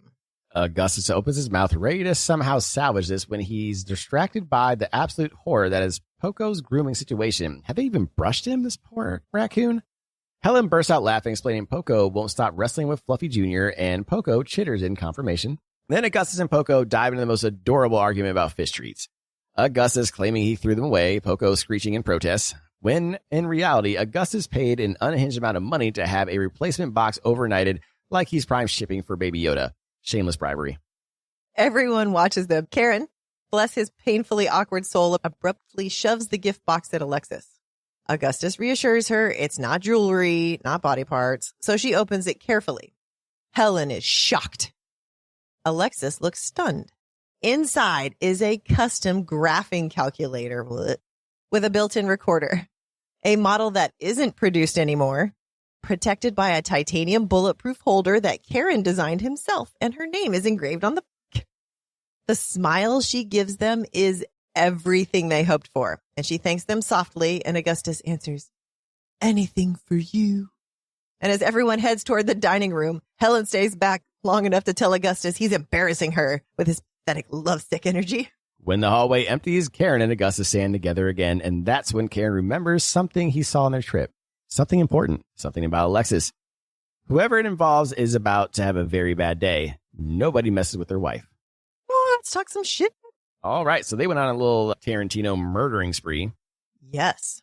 I wonder if she had that in mind when writing the scene, too. It's quite possible, because that's exactly what it seems like. That's what I had in mind. Door to door. Yeah. The way they're dressed with the glasses and the guns. Yeah. It tracks. The big takeaways from this one. Augustus is finally coming to terms with Alexis not needing his pity. So he's wrestling still with his thoughts, but he's coming to terms with it, I think. So I feel like that was pretty big for this chapter. Yeah, they're getting better. Still murderous. Yeah, still murderous, yes. And for some reason, exploding eyeballs eased his headache. Do you remember in Blood of Hercules when they say, Hades mentioned it too, that the Chronos gifts are deadly? And it sounds like it physically pains them not to murder? Yeah, it sounds like, remember Slade in Played a Prisoner, where if he doesn't let out some of his power, then they get so it might be like that situation where they have to let out their power a little bit at a time or some shit. And maybe that's why exploding the eyeballs eased it. Yeah. All right. All right, then. So they got a calculator instead of dead body parts, so there was no dick in a box. No, sorry, honey. No dick in a box. But it was a thoughtful gift, because if you are going to give somebody a gift, I know like flowers. Okay, flowers are nice every now and then when it's a surprise. Mm-hmm. But if you're going to give a real gift, it should be something that the person wants. And it doesn't have to be, for me anyway, this is me personally, it doesn't have to be anything special, fancy. It's just like, oh, you like books. Here's a book. That's thoughtful enough for me. Yeah, thoughtful gifting. That's exactly right. Yeah, it doesn't have to be anything. I have to give them the perfect gift. I hate that. There is no perfect gift. And to be honest, I'm 42, you're 43. I could buy whatever the fuck you're going to give me anyway. So it's the thought that matters, not how much the price costs or the price, you know. How dare you just tell everyone my age? What? Yeah, but, you know, 40. Hey, 40 is the new 20. Anywho. That's how you get around that one. 40 is the new 20. I love it. All right, last big takeaway. They went to visit dad. And he's now in the fake dungeon. Dad. Went to visit fake dad. Foster dad is now in the dungeon awaiting his... That's what I mean by progress. Yes. Because normally they would have killed him. Yep. But they said, nah, that's Alexis's kill. Yep. Good job, guys. All right, tinfoil hat. Yeah, power's definitely growing for Alexis, especially the first guy. I'll talk about that here Augustus. in a second, because that's my pick. And then the guy with the tattoos, yes, who helped out Charlie and Alexis the whole time, is a primordial being. But the way Kharon stopped, I'm wondering if this is his father. That's what I'm wondering. Could it be his father? Could be Erebus, because we haven't seen him. He's power unknown. Has he known about Alexis this whole time? Is Erebus an ancient? In this book, Erebus is a primordial creature. If you remember, he's an ancient creature. Okay. And in Greek mythology, he is darkness, like literal darkness, which makes sense for satanic tattoos. If in real Greek mythology, he is personification of darkness. So I think that's Erebus. So why do you think he said we have a problem? The reason why they said that is because he is primordial. They don't know why. They just think he's dangerous because he's primordial. And he knows where Alexis lives. So they think he's dangerous. I'm not saying he is dangerous. They think he's dangerous. But he's not dangerous. Why would he be dangerous if he's helping out the kids when they were kids? If he was a threat to Alexis, he would have killed her as a kid. Yeah, for sure. What if Kharon's thing was he just popped into Hell and Hound's eyes to look through Hell and Hound's eyes? He probably. Maybe that's what that was, and he saw something and knew that they had a problem? No, where Hell and Hound's not with him. No, so that's what I'm saying. Did he stop because he went and looked through Hell and Hound's eyes? No, he stopped because he felt the power from the trailer. He felt that being's power. That's why he stopped. I think he recognized that power as his dad. Like he doesn't know that's his dad. I think he just felt a familiar power. He stopped, probably felt familiar to him, which is why he stopped, because it's something powerful. So that's why I think it's possible he's the man in the statue holding a monstrous snake. And that's how Nyx got to where she was. It's possible. Ooh, okay. That's a good theory. Because, and I'm not trying to sound biased or anything, but from what I understand, most ginormous, tattooed up guys have monstrous snakes. Oh my God. Talking about the pets. I'm talking theory? about the pets, you dirty minded. Oh my God. I can't believe you went there. Talking about the pets. That's hilarious because I didn't go there. You did. Oh. I was still on the actual snake thing. Damn. And that's fucking hilarious. I tried to corner you into that one. Oh, you certainly did. And you cornered yourself. Son of a bitch. I don't even remember what we were talking about, but I was like, that is not what I meant. So you basically touche'd my touche. I did just touche your touche. Smooth. Oh, damn it. Right. Yes. Perfect quote. Men who hurt women don't deserve to live. That's obvious. I love it. Oh, then Kharon smiled with his teeth. I'll show you guys that on a video, how that works. It's going to be pretty. Yeah? I'm not going to do it right Creepy. now. All right. And then my pick was him accidentally killing the guy in the trailer. I thought that was absolutely hilarious because, again, if you take this as a comedy and if you actually watch the situation in your mind as a funny video, it would be him thinking he's going to take him out just a little bit. Just and then give him a little tibbity tap. And he just melts his brain. You can just see Kharon, dude, really? And he's like, oh, shit. Because they can't control their powers because of how powerful they are. Yeah, and he just got done telling Kharon, hey, man, we're not doing violence. Exactly. And that's why it's funny. And that's, I don't get it. Yeah. Nope. Take this book seriously. Stop it. Yeah, let's be serious about this book. Serious. Anyway. Serious. All right. So my pick for this chapter is when she smiled after getting the gift, the pounding in his skull lessened again. Did her smile also do something for his That's pain what in his I'm head? saying. If her powers are controlled by emotions and the bond and everything, I think she's killing them, whether she realizes it or not. I don't think she realizes she's killing them. Think about this. She's always angry at them for what they've done. So no wonder why they're bleeding from orifices and hurting. And then now she truly feels happy for something they gave her. So now it's eased up. You see what I'm saying? Because the way she looks at them has changed a little bit. Yeah. Okay. I like that. I'm telling you, she's controlling that bond without knowing it as Alexis. And she's also hurting herself in the process. Oh, because they're all connected. Oh my gosh. I think her and the monster are going to come to terms eventually. It's the same thing as K-pop Demon K-pop Hunters. Demon Hunters. Yay. Yeah. Yep, Just accepting exactly. who you are at the end. That's exactly this. Yep. I love that. That's exactly this. Hey, you ready to turn the page? I am. Let's go. Omens and Warnings, Chapter 21. Alexis, the next morning, one day until the initiation massacre. Ceres is channeling cryptic oracle energy. Alexis is seeing symbols that may or may not exist. And the universe is basically sending her spam prophecy emails. So, yeah, things are going great. Alexis woke up to Ceres calling her name. Helen and Charlie were already gone. Ceres was surrounded by ancient tomes, looking like she hadn't slept in weeks, holding up a blank piece of paper with a squiggly on it saying, "Can you believe it? Has she gone cuckoo for Cocoa Puffs?" Ceres was pointing to 2 dots, an umlaut. They use those in German. I know, because I have a German daughter. But in this case, it was from an ancient language. She said it was right here in front of her all along. Alexis can't make heads or tails of how any of Ceres' frantic scribbles relate to her missing memories. But the second those lavender eyes sharpen and she whispers, "The words of predestination," Alexis knows we've officially crossed from quirky into cosmic. Ceres keeps talking in puzzle pieces, clear but not clear, familiar but impossible, like she's been getting voicemails from fate itself. Ooh. And when she points to the symbol she's drawn, calling it the mark.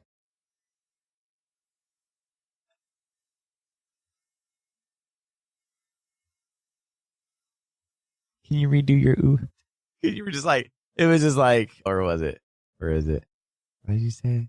Oh yeah, we're quirky and the cosmic, and you were like, ooh. It's like enthusiastic. It was like Daria was reading it. You were just like, ooh. Oh man, that's funny. I don't know. You want to add some oomph to your ooh? Okay. All right.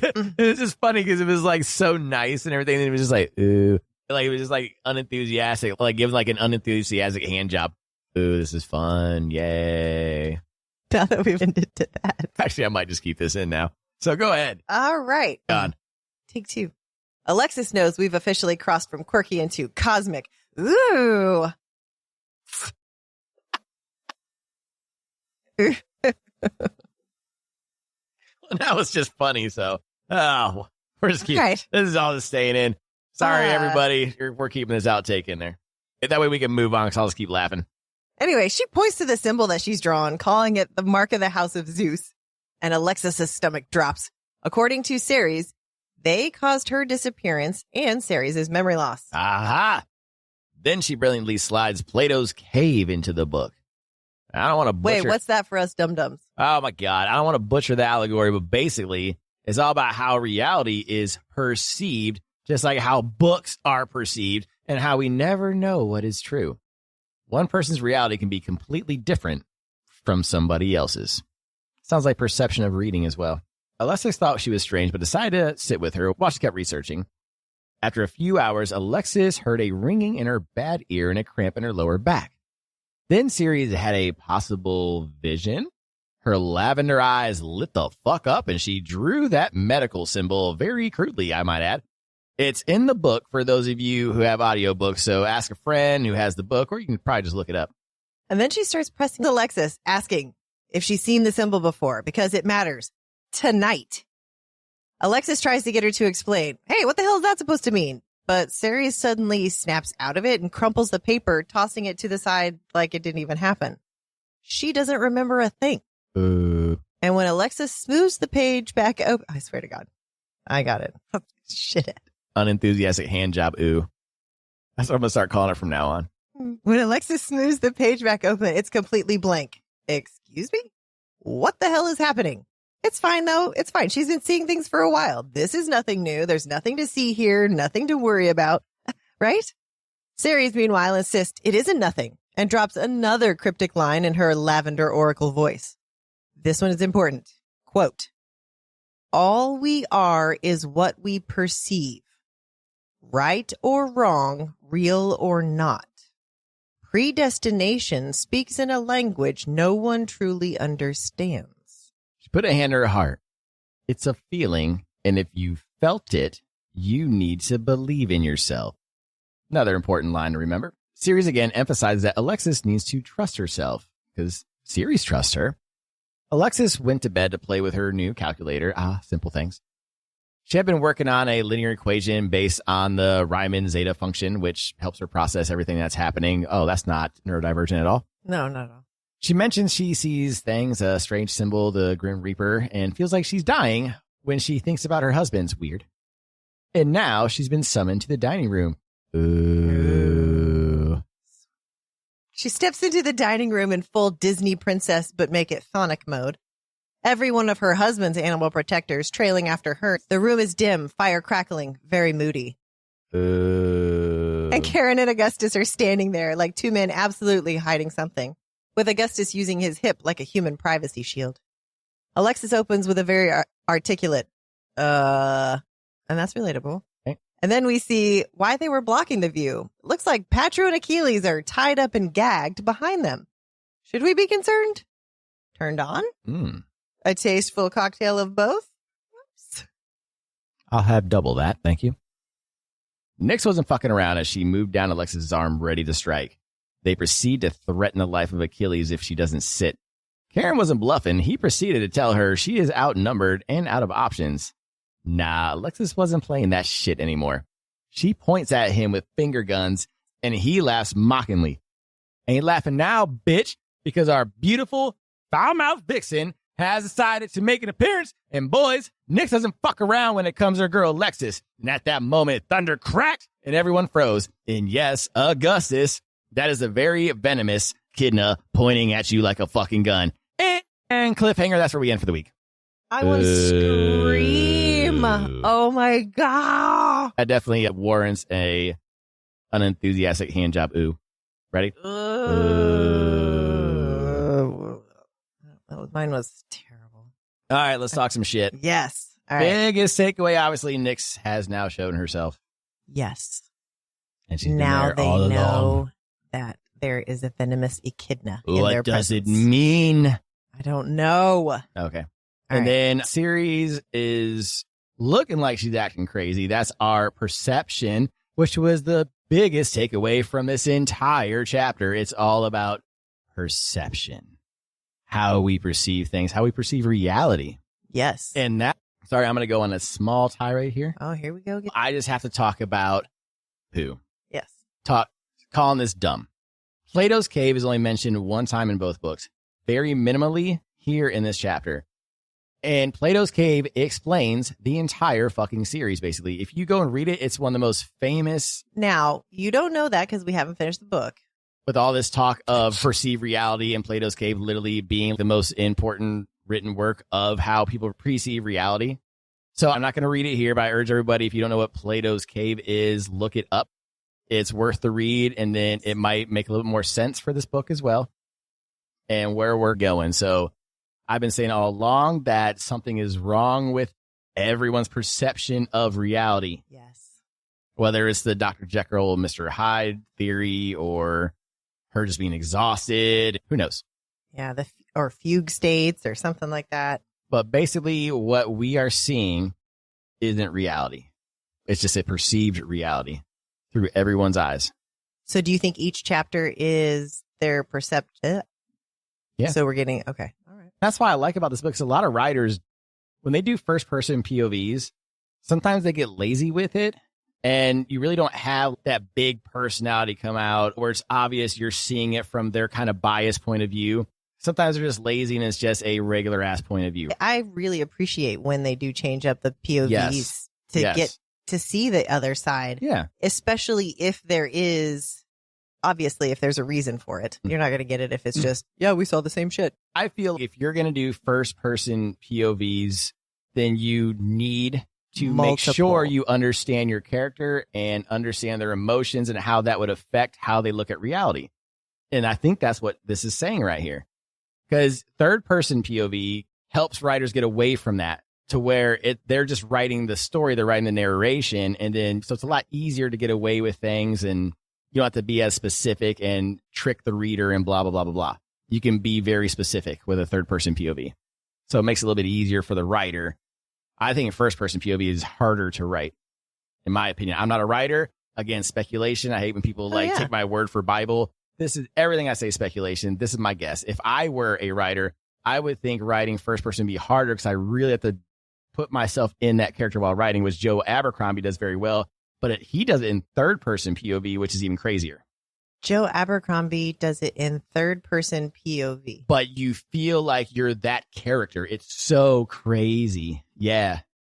He doesn't use I or like that. It's he does this, really she does amazing. this. Yeah.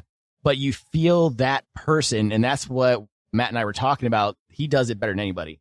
Yeah. It's insane how he can do it. I really need to read The Devils. I've been meaning to. I just Devils and the First Law trilogy are both like that too. That's just how he writes. That's his specialty. The Devils is one book, and the other one you said trilogy. Trilogy. So. Yeah, that's true. Yeah. We already had The Devils in. You would like The Devils. It's our type of humor. It's very Monty Python type. Oh, I remember you laughing your ass off while I was dying. Oh my God, the zombie. Reading, Gleam, I think? The zombie part had me absolutely dying, where they were using like zombies as cell phones, basically. Yes. It was brilliant, and their zombie has a lisp. So fucking funny. Because now I'm just reading it with a lisp, and it has like the lisp thing. It's so funny. That's the part where I was just like in tears. You ready to talk about tinfoil hats? You want to put your tinfoil hat on? Let's do it. All right. So do the images come in and out of focus for Alexis because she can also wield fate? Is it possible that she is a fate? That she can also wield fate? That would give her all 4 races, basically, right? That's very possible because then you'd have to go back to grandparents at that point, right? Like who's Hades' parents? Who's Hades' parents? We know Persephone's parents. Yep. Her dad was a dark creature who can control plants, and Demeter was the mom. What was her power? Do we know? I don't think we know. I think it says for being foreshadowed in book 3. So she could have some fate lineage. That's what I'm thinking. Medusa for sure does. Yes. Medusa for sure. That's been confirmed when Augustus said it. And who is her lineage? Gorgon? Artemis and a Gorgon. And we don't know Artemis's parentage? Nope. Interesting. I really want to talk about my tinfoil hat if we're done with that. Go ahead. All right. So for me, the image that disappeared, right? It had the little rod and it had the little squiggly line and the 2 cloud puffy things, right? Looks like the rod of Asclepius. Now, at 1:00 in the morning, the day after we read this, my brain was like, I don't know if it's because I was sleeping on my side, but it was sideways in my head. And my brain goes, hey, that looks like C+A. And I now wonder if that has something to do with Charlie. And now that we know about the primordial ancient creature that gave them the tattoo machine, like that's a lot of coincidences popping in there. I'm just making up words now. So anyways, that's my tinfoil hat. We're watching you. What's that C+A? Is that C+A sideways? The rod of Asclepius. Could be. I'm looking at it on the other screen. I could just be seeing things in my brain. And I'm not saying you're wrong, but it also could be because we deep dive so deeply that everything just looks conspiratorial to us. Very well be. Everything does. The word "the" again. Now, going back to Ceres, I still think that she's Medusa because she literally just had her fucking premonition right in front of her. If she is not Medusa, then she is another wielder of fate, clearly. So if she's not Medusa, she's another wielder of fate. But it's the eyes, lavender eyes. Yes. And didn't you mention a few weeks ago that right after we read this part, when they first met Ceres, she had dark eyes? Yes. Okay, the Ceres that we met first, is it possible that was Agatha as Ceres? Because did Agatha show up when they were caught freeing Ceres? I can't remember if Agatha was there or not. No, she wasn't there. Okay, so is it possible? We've always thought it was possible that Ceres could be Agatha. There's a whole conspiracy behind all of this. Yeah, there is. Because freaking Alexis had blood on her face. And Augustus or Kharon said their pager went off saying that 2 Spartans leapt out, right? What was the blood about? Who leapt out? What's going on? Also, Patro knows Ceres is wrong. He said the height's wrong. He just told her, do not trust her. He knows, but he's not. If he knows, why does he do anything then? It's got to be Medusa. Something's going on. Why would you not stop it if you know that's not the real Ceres? If you're Patro. But Patro could only ask the one question. It doesn't matter. If he still truly believes, there's got to be other questions he can ask. He wasn't allowed to. I think if he'd been able to ask more questions, it would have come out, which is why they were so adamant that he was only allowed to ask that question. Why they said they have to leave her alone. Yes. Okay. All right. I forgot that that's how we got out of that situation. Nice. Oh, look, a good. contradiction that was filled. Weird. Totally trippy. Sorry, I might be a little, just for this episode, I'm just not going to name names, so I'm not giving out any love to that person. Anywho. Okay, so quote. Yes. Go ahead. Predestination speaks in a language that no one truly understands. Yes. And she speaks all of those languages. She speaks to the creatures. Interesting. All right. What's your pick? I think we almost got the fate stuff figured out. That Crimson Men is just so weird. It keeps bothering me. I keep wanting to unscramble that fucking word. It annoys me. I don't like it. Something's weird. Well, maybe it should be 3 words. Maybe we should try and bust it out into 3 words later. Okay. All right. So my pick is obviously the Plato's Cave. I thought that was brilliant. I really do think it's brilliant. Stunning. This is not me kissing ass to the author or the book because we're deep diving it. Because again, because we had to go look it up. Not only that, but we have DNF'd a book that we deep dive, so we don't like kiss ass around here. That was brilliant. Plato's Cave is a very tiny Easter egg for everybody, and you blink, you miss it. If you weren't deep diving, I guarantee you miss it. I'm not saying you're dumb for missing this or just deep diving, but it's a cool little Easter egg that she put in there to be like, hey, this is what's going on. I'm not saying it's the full theory of the book. I'm just saying it's like a little nod. And it has to trip your brain when you read it to oh, hey, what's that? It's a cool story. It's a very quick story. It'll take you guys like 2 minutes to read it, but it'll make you think. You're like, oh shit, I never thought about it that way. If that's the only reality I've ever known in my entire life, that's all I'll ever believe. We could even post it on our Discord. Yeah. I'll put that on my list. That's a good idea. I'm going to put Plato's Cave, and I'm going to post about that in our Bonds and Blood of Hercules thread on our Discord. So if you want to read about it and talk about it with us, come and join us on Discord. Yeah, that's really cool. Yeah. All right, what's your pick? My pick, clearly, was brandishing Nyx as a fucking weapon. Come on. I was wondering how it would come out that she was there, and especially seeing all of the fan art on TikTok. Yeah. That is amazing. I know for a fact if they turn this into a series, whatever episode this is going to be on, this is going to be the cliffhanger episode the following week or the next season. Yeah. No doubt. This is the perfect. Not that I'm trying to give her any ideas if it does happen. Don't listen to me, Jasmine. Do not make this a cliffhanger because we already cliffhangered. Just keep going. We already cliffhangered ourselves. Yes, we did. It's terrible. Yeah. All right. Are you ready to go to Spartan Center? Let's do it.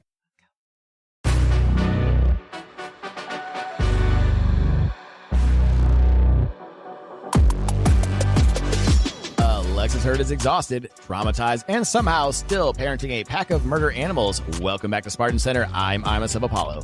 And I'm Palace of Athena. This week, ear trauma flashbacks, husband meltdowns, cosmic Ceres, and a Montana murder tour we're absolutely not putting on the highlight reel. Plus, Patro stealing blood like it's a side quest, Achilles taking another emotional L, and Augustus gifting Alexis a calculator like it's the Olympics of overcompensation. Let's break down the chaos before Nick starts pointing that echidna gun again. Starting with Chapter 14, coming out of the tight throwdown, Alexis and Kharon are hanging on by a thread. Augustus is bleeding from every facial, and nobody's got enough gas left to poof. Real Thursday night football energy. Thankfully, the Broody Bunch has safe houses hidden everywhere, and Augustus goes full world's strongest man, carrying 2 spouses, dragging 3 titans, and still somehow walking like this is a warm-up lap. Man is out here bleeding like an overzealous UFC rookie and still moving chains. Honestly, badass. And somewhere between the mud and the medieval door, Augustus lands on one truth. Alexis feels things, compassion, mercy, things Spartans barely remember exist, so that makes her the franchise player now. Which means one job only, protect the quarterback every down. And moving on to Chapter 15. In the private suite, Alexis and Kharon kick off what we'll politely call joint conditioning drills, with Augustus coaching from the sidelines like a man who studied the tape, frame by frame. And when the assist isn't enough, Augustus subs himself in like a veteran closer who knows exactly how to finish a play, clean, controlled, and absolutely ready for the highlight reel. Before the afterglow evaporates fast when Alexis realizes Kharon literally gave her his ear, and she spirals harder than a rookie QB trying to read his first NFL defense. The guys try to brush it off with, "You don't know what we're capable of," which is a bold move from 2 dudes who should absolutely not be flexing right now. Alexis shuts that shit down with a line of the chapter. Maybe you don't know what I'm capable of. And that, folks, is how you flip the entire field without even standing up. Chapter 16, Alexis, Kharon, and Augustus finally get patched up enough to poof back to the villa, and the second they land, the Crimson Duo storms in 2 linebackers who just found out someone else touched their Gatorade. And instead of talking like adults, all 4 heirs immediately break into a full-on brood-off. Arms crossed, jaws clenched, staring each other down like they're auditioning for the CW reboot of Gladiator. Meanwhile, Alexis is standing there like, "I did not survive 2 titans, a tree trunk to the spine, and emergency ear surgery for this nonsense." She taps out of their testosterone tantrum instantly. So she hits them with the clutch play of the chapter. She whistles Disney princess style, and every single animal protector chooses her. Hell, Hound, Poco, Fluffy Jr., the whole damn parade. Nothing humbles 4 immortal murder husbands faster than watching their emotional support monsters defect to their wife like it's a free agency signing. Brood battle? Alexis supremacy, still undefeated. Over to Chapter 17. Over in the training wing, Kharon starts his morning with the most unhinged daily routine in the league. Beat the absolute hell out of a dying punching bag, stalk Alexis, pick up dry cleaning, stalk Alexis again, and wrap it up with SGC tourney prep. Man's got a schedule.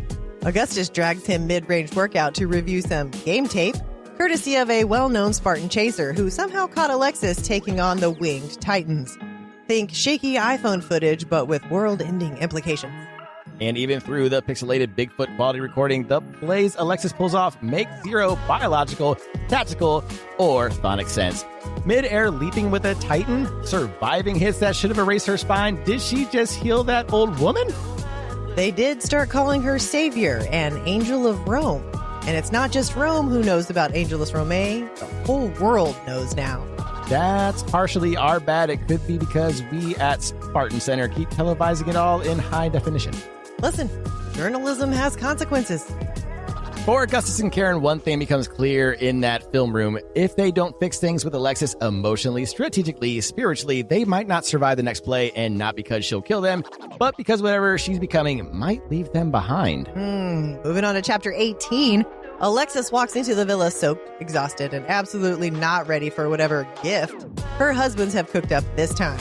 Given their track record, that's a hard pass. Smart girl. So she does the only rational thing, touches her animals, and poofs straight into Helen's room like she's speedrunning an escape room, and inside, Ceres, looking like the It's Always Sunny conspiracy board meme brought to life, red string and all. Lavender eye, prophecy glow included. Ceres starts rambling about Zeus, FICO, assassinations. Alexis is left holding a blank page. Ooh, I'm totally not losing my mind. She finally crashes, hoping for a nap worth its weight in gold, and then Patro shows up, banging on the door like he's the world's worst alarm clock. New rule for the Broody Bunch. If Alexis is unconscious, leave her the hell alone. But of course they won't. And that wraps up Chapter 18, the prophecy, confusion, the escape artistry, and the men who refuse to knock like normal people. Chapter 19 kicks off with Patro's midnight knock and nearly getting everyone in the bedroom deleted because Helen wakes up sleep shooting with her eyes closed and her pink Beretta waving like she's doing a Call of Duty speedrun in her dreams. Alexis escapes the friendly fire zone with Hel and Poco stepping into the hallway and immediately runs into Achilles, who's built like a concrete wall and twice as emotionally constipated. One sign, fuck you, and Achilles backs off. Man folded like a lawn chair at a tailgate. He's pissed she kept signing a secret. Right? She's pissed he kept abandoning her. Fair. Patro shows up next and proves once again he has zero emotional playbook. He tries to bring up the almost kill the husbands to break the marriage bond plan like they've been discussing brunch options. She shuts that down really fast, so Patro hits the panic button and goes, fine, I'll do it myself. And by do it myself, he means jab her with a needle and steal her blood. Absolutely not regulation. Flag on the play. Automatic ejection. Hel's eyes flash crimson, which every viewer knows is a universal sign for Kharon is coming to end somebody. Patro claims it's for her protection and drops a little Ceres is playing you tea on his way out and pieces out before he gets mauled by a hellhound. Alexis goes back to Helen's room and finally cries it out. Poco cuddles her like an emotional support gremlin he is, and Hel offers murder like Postmates. Nyx still asleep. Zero awareness, zero contribution. Strongest sleeper in the series. And chapter 20 sends us on the broody road trip from hell as Augustus and Kharon hit the highway to track down Alexis's old foster records and maybe commit a few felonies while they're at it. First stop, a doctor who didn't know anything. Augustus read the play, didn't like it, and turned a man's eyeballs into party favors. Hey, sometimes you gotta clear the lane. Then it gets weird. They meet Paul, fresh off a shovel fight, delivering full local conspiracy theorist energy, bird drones, government mind control, full starter pack. But that's nothing compared to the next guy. They knock on a trailer expecting another dirtbag and instead meet Mr. Prime Horror in a nice tattooed guy skin suit. This dude blocks Augustus's mind stab like he swatted a free throw. Kharon freezes, Augustus backpedals. Both of them are terrified. That's how you know it's serious. These two don't fear shit. One blink, one puff of smoke, poof, gone. And now the boys have a brand new nightmare to add to their collection. They do swing by the foster father in prison, ready to snap his neck like a breadstick, but decide to let Alexis choose his fate instead. Growth. We love to see it. Terrifying growth, but growth. And finally get Alexis to open the gift that they gave her. And for the first time ever, their gift isn't trauma, pain, or emotional terrorism. It's a calculator. A custom, bulletproof, titanium-encased graphing calculator with built-in microphone and her name engraved on it. Some women want flowers, others want chocolate. Alexis wants to solve quantum equations before breakfast. No, you're late. And for once, they did.